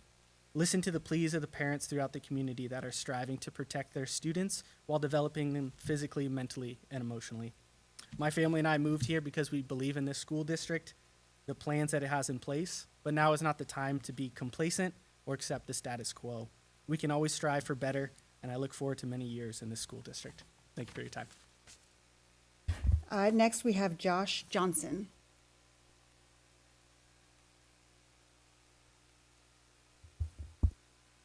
Good evening. My name is Josh Johnson. I have a three students in the school district. I'm here tonight because the district has failed to properly handle parent concerns, protect students, and hold administrators accountable. First, I want to address the district's failure to properly handle my complaint regarding harassment and bullying of my son. My wife and I explicitly reported the incident as bullying and harassment, which under state law requires the filing of a formal HIB reporting form. Instead of following this mandated process, staff put my son and his aggressor in the same room where the aggressor was allowed to shift blame onto my son.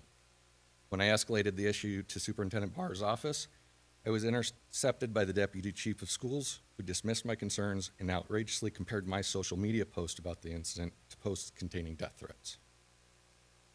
The district then characterized the matter as heard, investigated, and resolved, which is simply false. After learning about the legal requirements behind the HIB policies, I went to the school to file a formal HIB complaint. Vice Principal O'Leary refused to accept it, a direct violation of state law. I then went to the district office to file both a formal HIB complaint and a complaint against O'Leary, and I was told no administrators were available to take my complaint. After I scheduled an appointment with the district's HIB compliance officer, I was then informed that I would not be allowed to verbally file my complaint if I recorded the interaction. Yet another attempt to avoid accountability. The most alarming issue is a complete lack of accountability from district leadership. Despite multiple formal requests, in person, on record, and via email to meet with Superintendent Barr, she has ignored every single one. Instead of addressing these concerns directly, staff intercepted my emails and she refuses to respond. Staff have confirmed that it is policy that parents must exhaust every level of staff below her before she will even consider a meeting. The district has now imposed new barriers requiring parents to meet with the chief of schools and a PR representative off the record before being granted access to the superintendent. This is unacceptable. Parents deserve direct access to leadership and honest answers to serious concerns. I understand why the district has done everything it could to delay, deny, and avoid following proper HIB procedures in this case, because the aggressor was a teacher. This isn't just about policy violations, it's about protecting students and ensuring that no one, not even district employees, are above accountability. The board and district leadership have a responsibility to restore trust and transparency. Hiding behind bureaucracy and shielding leadership from accountability only fuels distrust. Parents deserve better, students deserve better. Thank you. Next, we have Camry Clausen.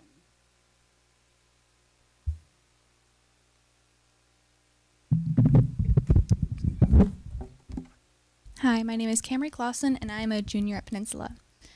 The other day, my mom and I were reviewing the curriculum for the 6th to 8th graders, since my little brother is in 6th grade at Kopachuk. As we went through the slides approved for the sex education course, I couldn't help but reflect on how my own middle school experience was.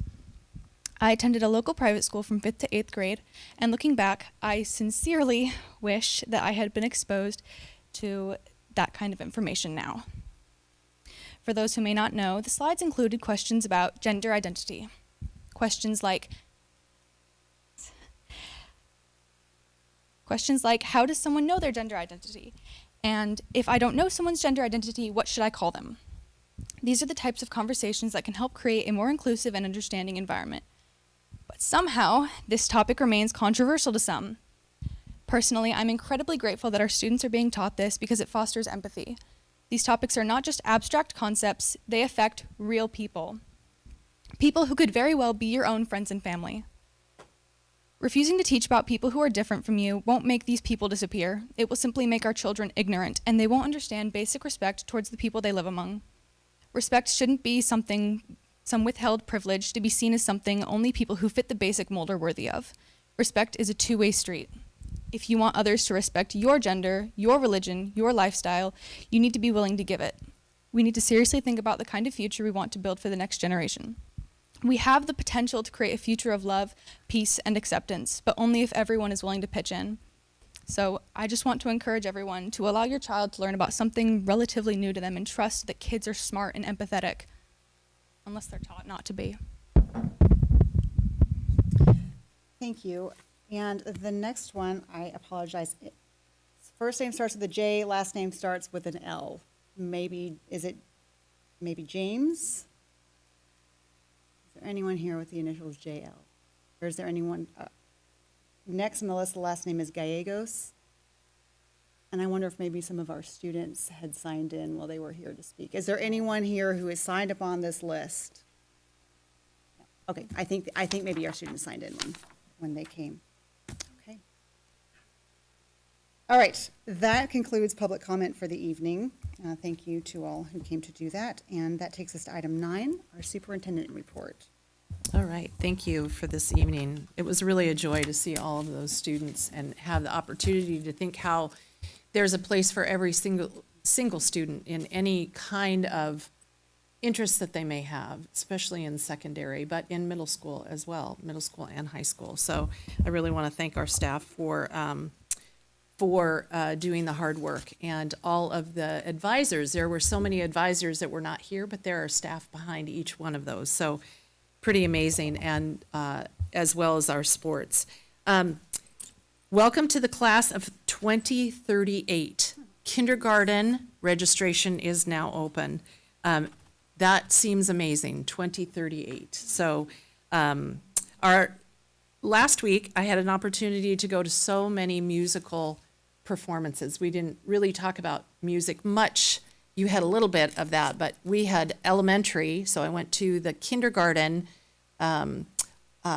presentation at Artendale, and then we had Goodman had their presentation, Harbor Ridge had theirs. It was music all week long, and the quality of our music programs is really due to the spectacular staff that we have. And parents were out, and there were young students, all the way from kindergarten all the way to seniors. I did not go to any high school last week, but I'm sure that that's in my future. The board is proudly supporting education bills during the Washington legislative session, and tomorrow we have an opportunity to bring our student reps, so I'm really looking forward to that. I do have to announce, unfortunately, I was on a conversation earlier today. There are too many people that are signed up for testifying tomorrow, so we will be able to view the testimony, but we will not be part of the testimony. There were too many people. And so, but we will have an opportunity to watch the process, as well as having our student representatives to the Capitol. We will be having a tour, and we will be meeting with our legislators. So you will be given talking points so that you can actually do the speaking to each one of our legislative reps, if that's okay. Okay, I didn't think that would be a problem for any of you. So we'll make sure that it's written really nicely, and then you can take the lead on that, all right? I I had an opportunity last week to present at AASA, which is the National Superintendent Association for the nation.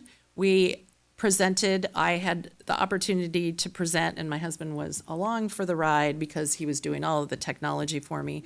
But all of our elementary schools that are STEM Lighthouse schools, they've also been recognized Department of Education Green School awardees, and our transitional kindergarten outdoor Buddha Norwegian place-based TK. And I have to tell you that the audience was simply stunned. They said, this is not really occurring in other places. It is status quo, and for our staff to say yes to doing really complex things, I'm looking at Lisa in the back, coming up with these ideas to say, we have a different idea to do something different, and then after 4 years, really implementing that and really leading the nation was really an honor and a privilege to be able to do that. 2 weeks ago, we had our aviation evening, and I just wanted to announce that. Kelsey and team all back there. We had, what would you say, 150, close to 200 parents for our program that is opening, and just the buzz and excitement, it's pretty astounding. And from this year as proof of concept, I don't know exactly when we came to the board and said, we're gonna do this, but for it to be opening up, was it? Well, you know, it was in our heads. It was in our heads before then. But I just want to thank all of the staff and just simply bottling up that evening. It was really, really astounding. Next, at the end of this week, we have elementary conferencing. So just a reminder, it's really an opportunity for our families to meet with our teachers and really talk about specifics around their children. Next week, we will be doing the first wave and final selection. It's a process of our Gig Harbor High School principal. And so that is that will be exciting. At Gig Harbor, you will be seeing people led around. Maybe you will be doing the leading. So we will be having candidates. And so more to come on that. Big congratulations to our Gig Harbor and PHS winter sports athletes, as we saw. As we reflect on the dedication and hard work of our staff, we extend our heartfelt appreciation to all of our classified employees in honor of Classified Employee Week, which was last week. Additionally, as we enter School Retirees Appreciation Week, that's this week, we recognize and celebrate the invaluable contributions of our retirees, and many of our staff are still here in the community. Their commitment and service continue to make a lasting impact on our school community. I also had the opportunity to be at Artendale and see the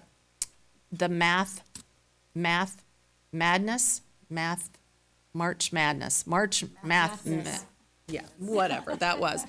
But the kids were really excited about that, and I had an opportunity to talk with some of the students. It's really around math fluency and having students feel confident in the adding and subtracting and multiplying and dividing.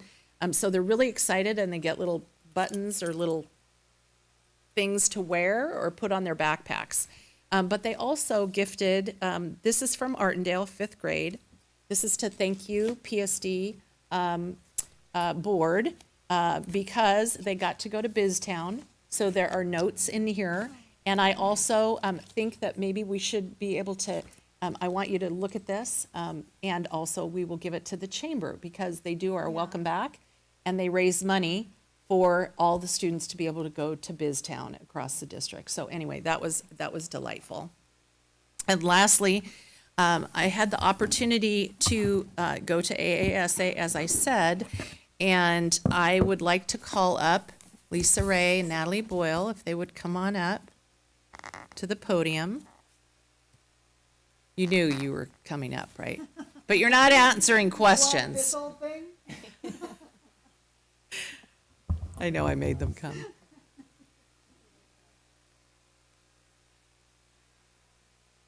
So I would like to present both of you for saying yes.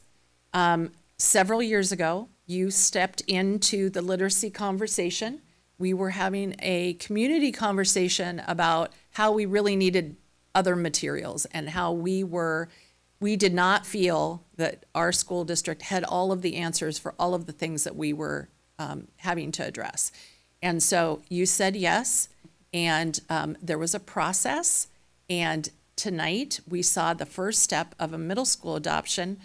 To come will be the elementary school, but part of that was you said yes to writing a grant, opportunity and recognition, which was very long and lengthy. So could you just talk real briefly about that? Because I have to tell you that on the screen, so it was the Superintendent of the Year, it was all 50 states have their own superintendent presidents, and then the next slide was demonstration schools, and the next slide was districts to watch. So it's one of less than 9 school districts in the nation, and to see our name up there, and it's all you. It was all the work that you did and your staff did and the teachers. So could you just, in a nutshell, encapsulate what you submitted? And then I am here to give you your award. So sweet. Thank you for that. That's really heartfelt and thoughtful, and appreciate the opportunity. When you ask, we usually say yes. That's gets us into these situations. With panic on your face, a little bit of panic on our faces, but I think that we all knew that we had change that really needed to happen, and this was an opportunity that Natalie and I really just said, okay, let's do this. Let's really move the needle. The application for the AASA Lighthouse Schools was really around, not just around literacy, but really what are we doing for our youngest learners to ensure that they have a successful launch for school. So that birth to 3rd grade and really all the things that happen, which we have some pretty amazing things happening in early learning. Then we layer on all the work that's happening with early literacy. Our goal is to have every student, by the time they hit 3rd grade, being ready to go and not having to need those interventions again. That was really the premise of the grant and what the work has been centered around. Obviously, there's systems, things that happens at 4 through 12 too. We're not leaving those out, but that grant was really written around the idea that our efforts in launch of students as they walk in the door for the very first time, how are we ensuring that we're wrapping around them, providing them strong transitions, ensuring that there's alignment between preschool all the way through 3rd grade. And that really stemmed, a lot of that work lives in the work that Natalie has done with her team in terms of the adoption and what's going to happen in the next couple of years. There's another piece to that is our community relationships and the partnerships that we've created with early learning preschools and co-ops within the community that are also feeding into our system. So educating really the community about what it takes to learn how to read, be successful in school, and ensure that every kindergartner comes in ready knowing that, as well as their families. And that was all Lisa. So this is a district to watch, so I can anticipate that you took the feedback because they gave you feedback, absolutely. and that you will be resubmitting next year. Yeah, and actually that feedback process was really great because that has spurred some conversations with, like Natalie said, community partners that we're really walking alongside right now and saying, in fact, today was an opportunity to testify on their behalf to help with childcare facilities. And so it was, it's kind of all happening around us and all in effort of making sure that every student is successful when they walk in the door and then when they spend some time with us. Well, congratulations. Thank you. Thank you. Okay, I guess.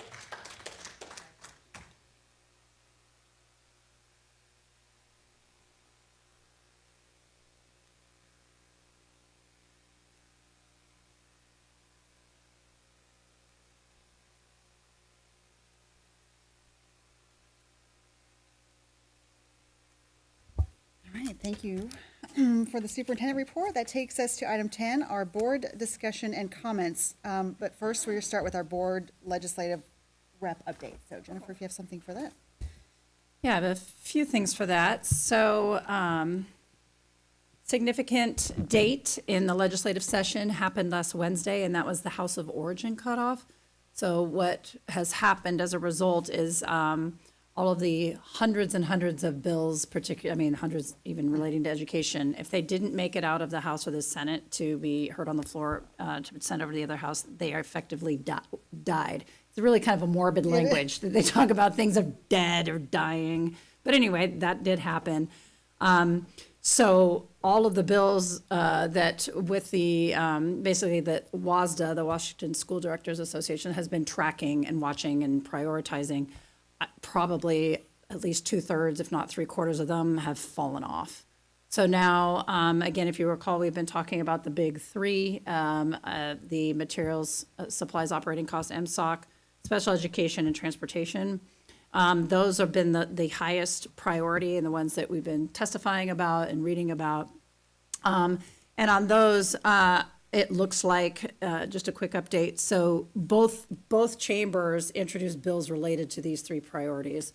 When it comes to special education, the two bills introduced in the House are both died, but the bill in the Senate, that was introduced in the Senate, did pass out of committee, and that one was highlighted in our last call with WASDA because they said it was probably the bright spot in a very difficult and somewhat frustrating legislative session because it was a tremendously strong show of bipartisan support for special education and a commitment from legislators to really fund that and to not, and to really protect special education and increase funding levels for that. So that's what you were going to speak on tomorrow, but I'm sure we'll get to hear some of this, and I'm really looking forward to that, to hearing about that. And then transportation, they said both House and Senate bills have died relating to transportation. And then with MSOC, the House bill also has died, but then again, tomorrow at 4 o'clock, we'll hear the Senate version of MSOC, which is significantly reduced. And so for a district like us, that's going to be a hard one to take, given insurance, utilities, supply, things like that. So anyway, it was a kind of a tough call. I know some of the other bills that have a lot of impact to us have died. The simple majority died. The deferment for clean building standards died. So a lot of this stuff is just sort of, it's just been interesting as my first year as a ledge rep, feeling so compelled to track all this stuff, and then all of a sudden Wednesday it just vanished. And now there's only like a dozen or so, and then that'll get whittled down again. So all that said, again, tomorrow there's a couple key testimonies we'll see for the big three. And then today actually was when the economic and revenue forecast was coming out. So I'm sure on tomorrow's call, we'll hear a lot about what the executive proposed budget's going to be. And we know that the deficit is extremely large, and education, everybody's been told to brace for impact on that. Shifting away from legislative, one thing too that's happening that impacts this is on the 1st of April, so probably at our next board meeting, we'll start to look at the legislative for our WASDA platform revisions. So one of the things I kind of realized is that the work we did last year, and by bringing forward, I think we had 5, both legislative and permanent positions that our board put forward and that were adopted. Those actually got some traction, which was pretty amazing, right? Like we put forward the Clean Buildings Act relief, and that did make it to the Senate floor. It died, but I mean, that's a big step, and that was this board, like putting that on the WASDA, putting it on the WASDA list. And the other one was the effects of social media on adolescent and teen mental health. And that one also received a Senate bill. It died. But again, people are, that work that we did last year, you're seeing it kind of now come to fruition. And as we've learned, a lot of this stuff, it takes many, many go-rounds in the legislature before things can make progress. So both of these, it was the first time. And to have that kind of direct link was pretty cool. So yeah, that's kind of what's coming up. And then, let's see, what is it, yeah. So tomorrow we'll be down in Olympia and we'll get to meet with our legislators and probably get more inside baseball information. But I hope you guys are excited because it's pretty fascinating to see how this work happens, and it has such an impact, on our school district and our students every day. So it's going to be a great visit tomorrow. That's it. That's great. Thank you. Thank you for all the work. I know you're spending a lot of extra time on your ledge rep meetings and staying up on all of those. Yeah, it's a lot. Updates. Yeah. Yeah, it's a lot. All right. Board discussion and comments. Jackie, you want to start? We'll just maybe go down. Sure. I want to start with community comments. I am always asking people in the community, do you have kids in school? Especially when I get new people that say they just moved into the area recently. And so then we get into conversations. And I know we have a lot of people coming forward for HIB concerns on our policies and stuff. And so that's always a discussion I want to have. How are we doing? And so recently, I had somebody who had 3 kids they brought from Tacoma and brought out to KPMS, 2 of them, and one of them in the elementary. And they thought our school district was far above Tacoma for handling HIB concerns. I was very honored to hear that, and I've heard that over and over from other people that I've talked to. So sometimes I think things get spotlighted.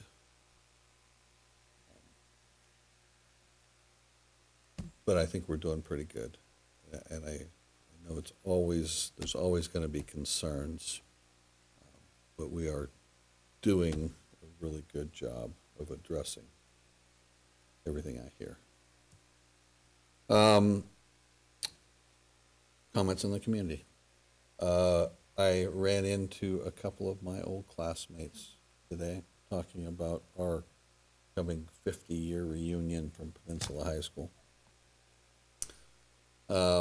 And the discussion was about memories and teachers. And I just want to say that I'm very, very proud of what our teachers do and the way they impact lives of our students forever and ever.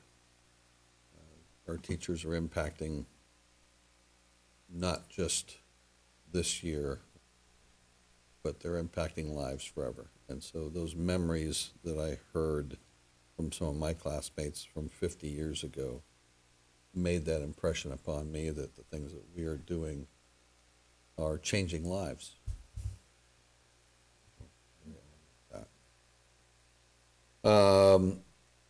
I'll skip to the CTE conference that I attended in Wenatchee just last weekend.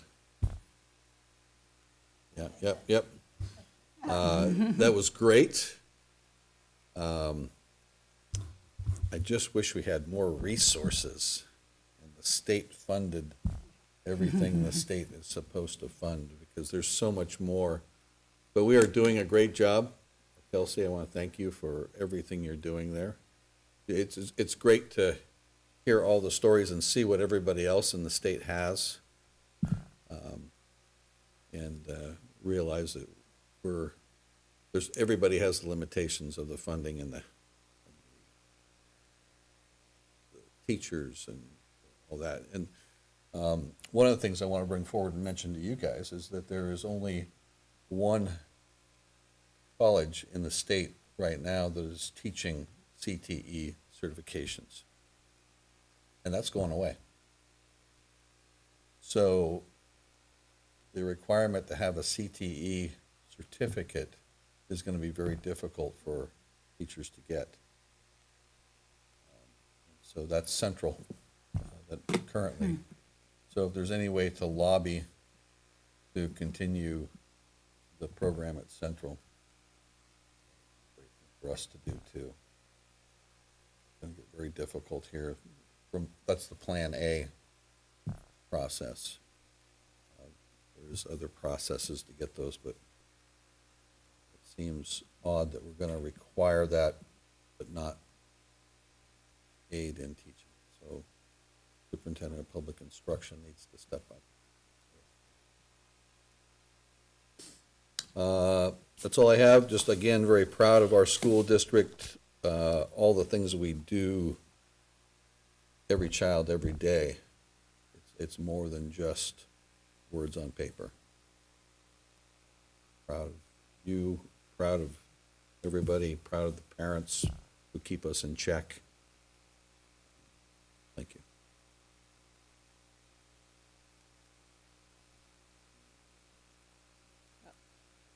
I don't have much to add. I just really appreciated tonight. I think particularly seeing the combination of all the sports and then all of the CTSO clubs, and I love the crossover of students that participate in multiple avenues of that. I think those clubs are really where the rubber meets the road in terms of, it just kept me thinking about, like, was this going on when I was in high school and I just didn't know about it? Like, because so many of these just sound like they're really interesting and fun. And yes, we need our classroom and our book learning, but man, how much more impactful is it when you're going to conferences and you're having these activities and there's a competitive element to it and you're meeting other students. So I really appreciated and enjoyed hearing from everyone.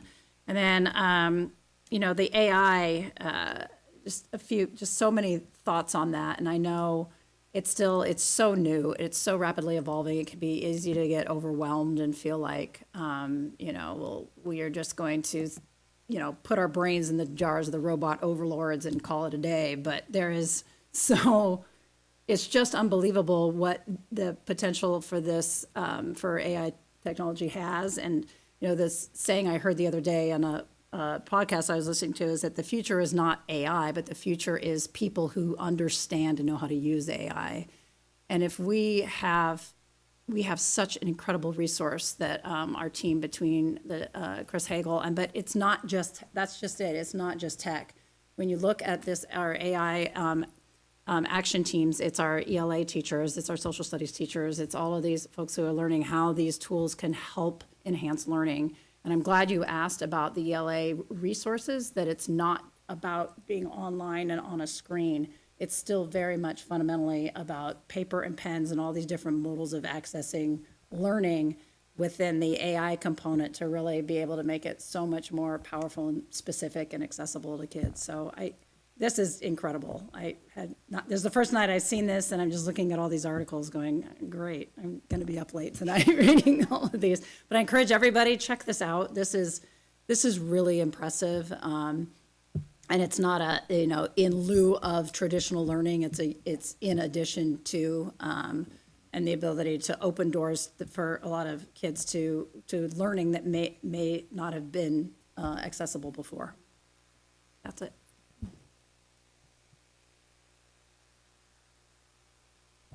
All right, I have a few somewhat unrelated to each other comments, but this is a break from, I don't usually comment on public comment, but I do want to say to you, Matt, I think it's really commendable that you are this involved in your child's education at such a young age, because that is what makes a community great.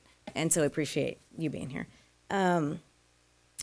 And I had an opportunity, I loved seeing, as I said already, all the sports teams and the athletes, and especially hearing about their GPAs and just what a successful group of kids they were. I had an opportunity, this has been a bucket list for me. I'm not sure how it got started, but me wanting to do this, but I got to attend the State B basketball tournament in Spokane, which is the smallest schools, boys and girls teams in the entire state. And so, and it's just it's madness, as is state at any level, certainly, but because the whole town is there. And then on top of that, you have people who just go every year who aren't affiliated with any team, that are just all excited to be there. And, but it got me thinking, because you can't replicate that, a town of, 300 people or something.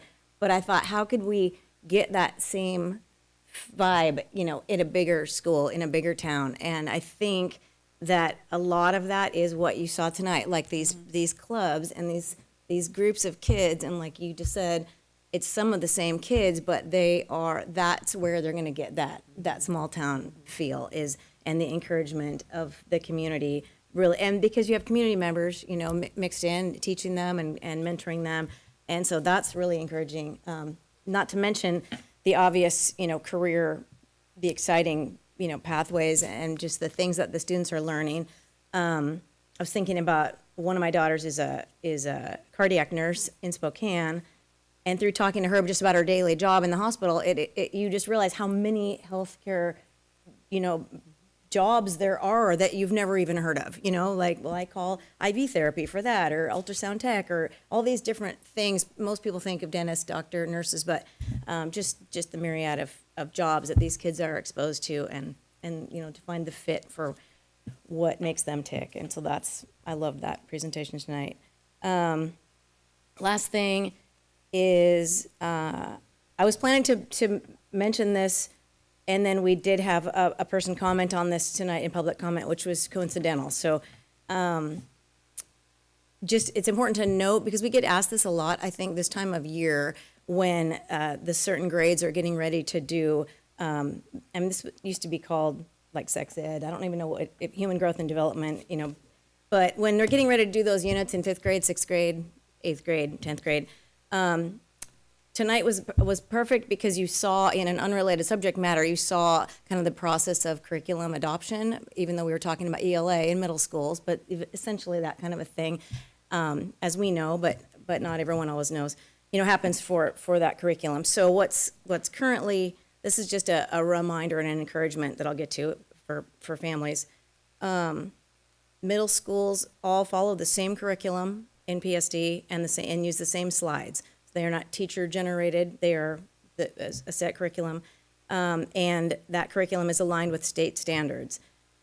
Within that, there are different units, including one on gender identity and sexual orientation. In 8th grade, I am told, if this is incorrect, then you could correct me. But and so the only reason I bring any of that up is that it is always, it's with any subject, it's great for parents and guardians to be involved and to, ideally to know what's, if they're interested, to know what's being taught to their students. But in this particular subject, as most people probably know, but maybe not everyone, you certainly have the right, and you're encouraged, parents and guardians, to look into what is going to be taught, and so that you can discuss it with your kids as they're going through the lessons themselves. And that way, everybody learns, and it's a great family opportunity for discussion. And then you always do have the option to opt out if it's something that a certain subject that you don't feel comfortable with. So that was more just of a PSA. Like, I think people forget that that's an option, or how we get to what we get to, but, so yeah. A few things. I'm going to start off with another celebration. So last week, Chuck, Jennifer, and I had an opportunity to attend the Gig Harbor Chamber Gala, where Superintendent Barr was named 2025 Gig Harbor Chamber Citizen of the Year. So let's celebrate that. And I will give you your award in a moment, but the unfortunate part was that Superintendent Barr was out representing our school district at AASA and was stuck in the southeast In Dallas. Tornadoes. Frantically frustrated, texting, trying to make it, couldn't make it. So Jennifer did the next best thing, which was to bring Superintendent Barr with us. So all night long at the event, we had Superintendent Barr sitting. So all of these pictures, you see her sitting behind us. Great. She was waved around. She walked up onto the stage to accept her award. So we had a lot of fun with this. You were definitely missed. And I just wanted to say a few words about the process of being nominated for this. So you were nominated by the Chamber, along with some incredible two other ladies, Katrina Knutson, who is the city administrator, and then Pat Schmidt, who is just a longtime Gig Harbor resident, business leader, has volunteered countless hours and years. So, you're in excellent company, and it was wonderful to hear them both say that they were honored to be in your company as well. the letters of support that came in when your nomination was announced and they were kind of recruiting came in from staff members, of course, board members. Sister Cities Partnership played a role in writing just some really amazing things about how you have reached out really across all borders, across nations, really put work to your word and have followed through on everything and really put Gig Harbor and the Peninsula School District on the map, our faith leaders community, our Thrive community. So many people wanted to share in that nomination for you and be supportive of that. So I think it was such an outstanding nomination and a well-deserved award, and we are just incredibly proud to have you leading our district. That was another thing that we wanted to share, that when you stand up in front of a group of people and accept an award like this, it is because of your tireless effort. But we also know that you're standing and representing the 1,000+ people who work here, and great pride for the work that they do, and you just embody that so much. So well-deserved, congratulations, and here is your beautiful award. Thank you so much. Can we do something? You can, you know what, why don't you let Cruston speak? Wow, there we go. It is, it's perfect to go. This is incredible.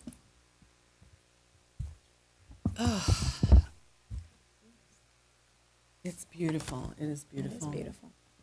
You know, in my heart, I am just so uncomfortable with all of this because it is just such my profound honor to do the work that we do with the team that we have. I really am almost speechless that I have been able to bring in people to work and have met so many people.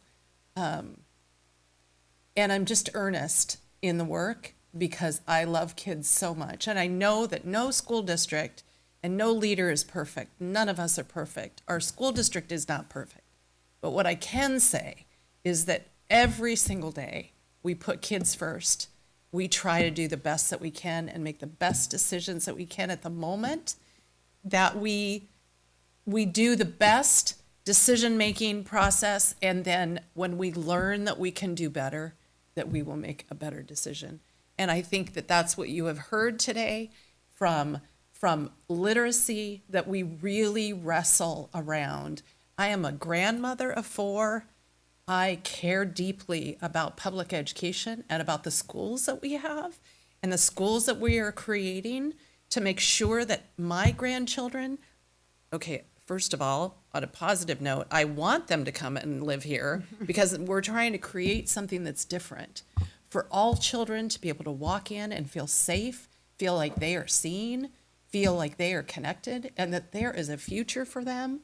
Like, it is very, very serious.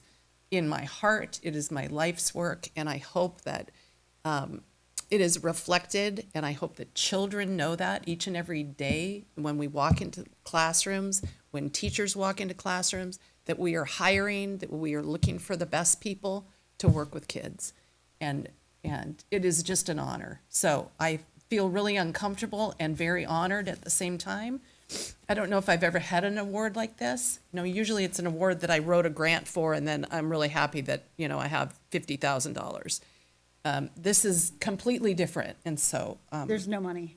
there's no money, but there is a fathead, which my husband can make lots of comments about this. So we will probably use this in the future, but in some probably paintball. Yeah, it'll probably be my grandkids paintballing, but. I am very honored, and thank you for making it a fun activity. I was in the airport when I landed, and there were pictures that were being shared. And Pat and Katrina are dear friends and just such amazing people. So with that, I'd just like to say thank you. Well, thank you. Congratulations. Just a couple other things I wanted to point out. Ashley Stolhan, who's still back here, attended our Tacoma Narrows Airport Advisory Commission. That is another hat that I wear. To talk about the Aviation Academy that's coming. And it's kind of a small but mighty group of people that really keep the airport rolling. And another bill that I'm working on with Councilmember Denson is about being able to have the county access real estate excise tax dollars for capital improvements for the airport. And these are things that we've talked about for, this is probably my 4th or 5th year on this commission.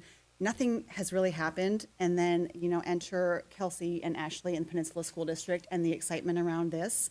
And it has launched so much enthusiasm. We have so many people who are engaged in the legislative process because they're so excited to bring this learning opportunity and our students out to the airport that they want to make this airport the best that it can be because our kids deserve that. So thank you for coming and speaking to our motley crew. The excitement really is palpable there, even with the group that you saw, because sometimes it doesn't feel exciting. But there's just so much support in this community for all the things that we're doing. I want to thank Jennifer and the Peninsula Schools Education Foundation for the fantastic Mission to Inspire breakfast, and to Michael Farmer for arranging it so that we could all go. It was so fun to sit and listen to our own Justin Towner, and then a unlikely but now astronaut, Chris Zembrowski, who is a spouse to a teacher here in our school district, so that connection is cool. And he talked about his trip to space, outer space, and what a small world that he was mentioning his steps to get there. And it's actually a friend of mine who has launched that Innovation 4 company, who was the person who called to get him there. So all these worlds collide, and it's just, it's always neat to hear. It's just a culmination of childhood dreams usually, and people continue to work towards that. And those almost always start in public schools. So I just want to mirror what you said, that what an honor it is, what an awesome responsibility, and what an unspeakable honor to be a part of a system that raises children, to walk alongside families and parents and be responsible for the sports, the clubs, the academics, all of it. So really, it's so fantastic to see so many kids here talking about things that make them feel connected and make them feel like they belong. I think that's it. You said IV therapy. I'm still envisioning like that as somebody who's peeling me off of the ceiling because I don't want to get an IV. So patient petting. I have no idea what that is, but I'm guessing our hostess students do. And then lastly, thank you to our staff who have been piloting these curriculum. I know it's enough work to plan out a year for existing curriculum that you have done year after year after year. It is a whole other level of engagement and involvement and time commitment to take on something new and try it with fidelity because it's what's best for kids. It's been really cool. John, thank you for hosting the IMC meeting just to see how much engagement our staff has been involved in around selecting what's best for all of our kids. And I feel very confident that we have a great process, that we've engaged families, students, staff, and our literacy task force, all of this work coming together. John Helwick, I know you've been working a ton on this. I just think we're getting to really, really excellent programs around literacy and next math, and that's really what's going to move the needle for us academically for all of our kids. So thank you for the time that has gone into that because it matters. I know it matters to this board, but even more so it matters to these people that you see here and their families. I think that is it. Lastly, I just want to say, Lori and I had an opportunity to visit with a staff member who's going through some challenges right now, and it just kind of is a reminder that it's more than just work that we do here when we are invited into each other's homes and we are invited to share some wonderful moments and some hard moments. It's one of the best things that we can do sitting on this board is be connected to each other that way, because when you're connected, you're accountable, and it's kind of the name of the game for us anyway. So with that, I think that's all we have. Our next meeting is April 1st. Yes, April 1st, 2025, here at 6:00 p.m. at Swiftwater Elementary. And with that, at 8:38, we are adjourned.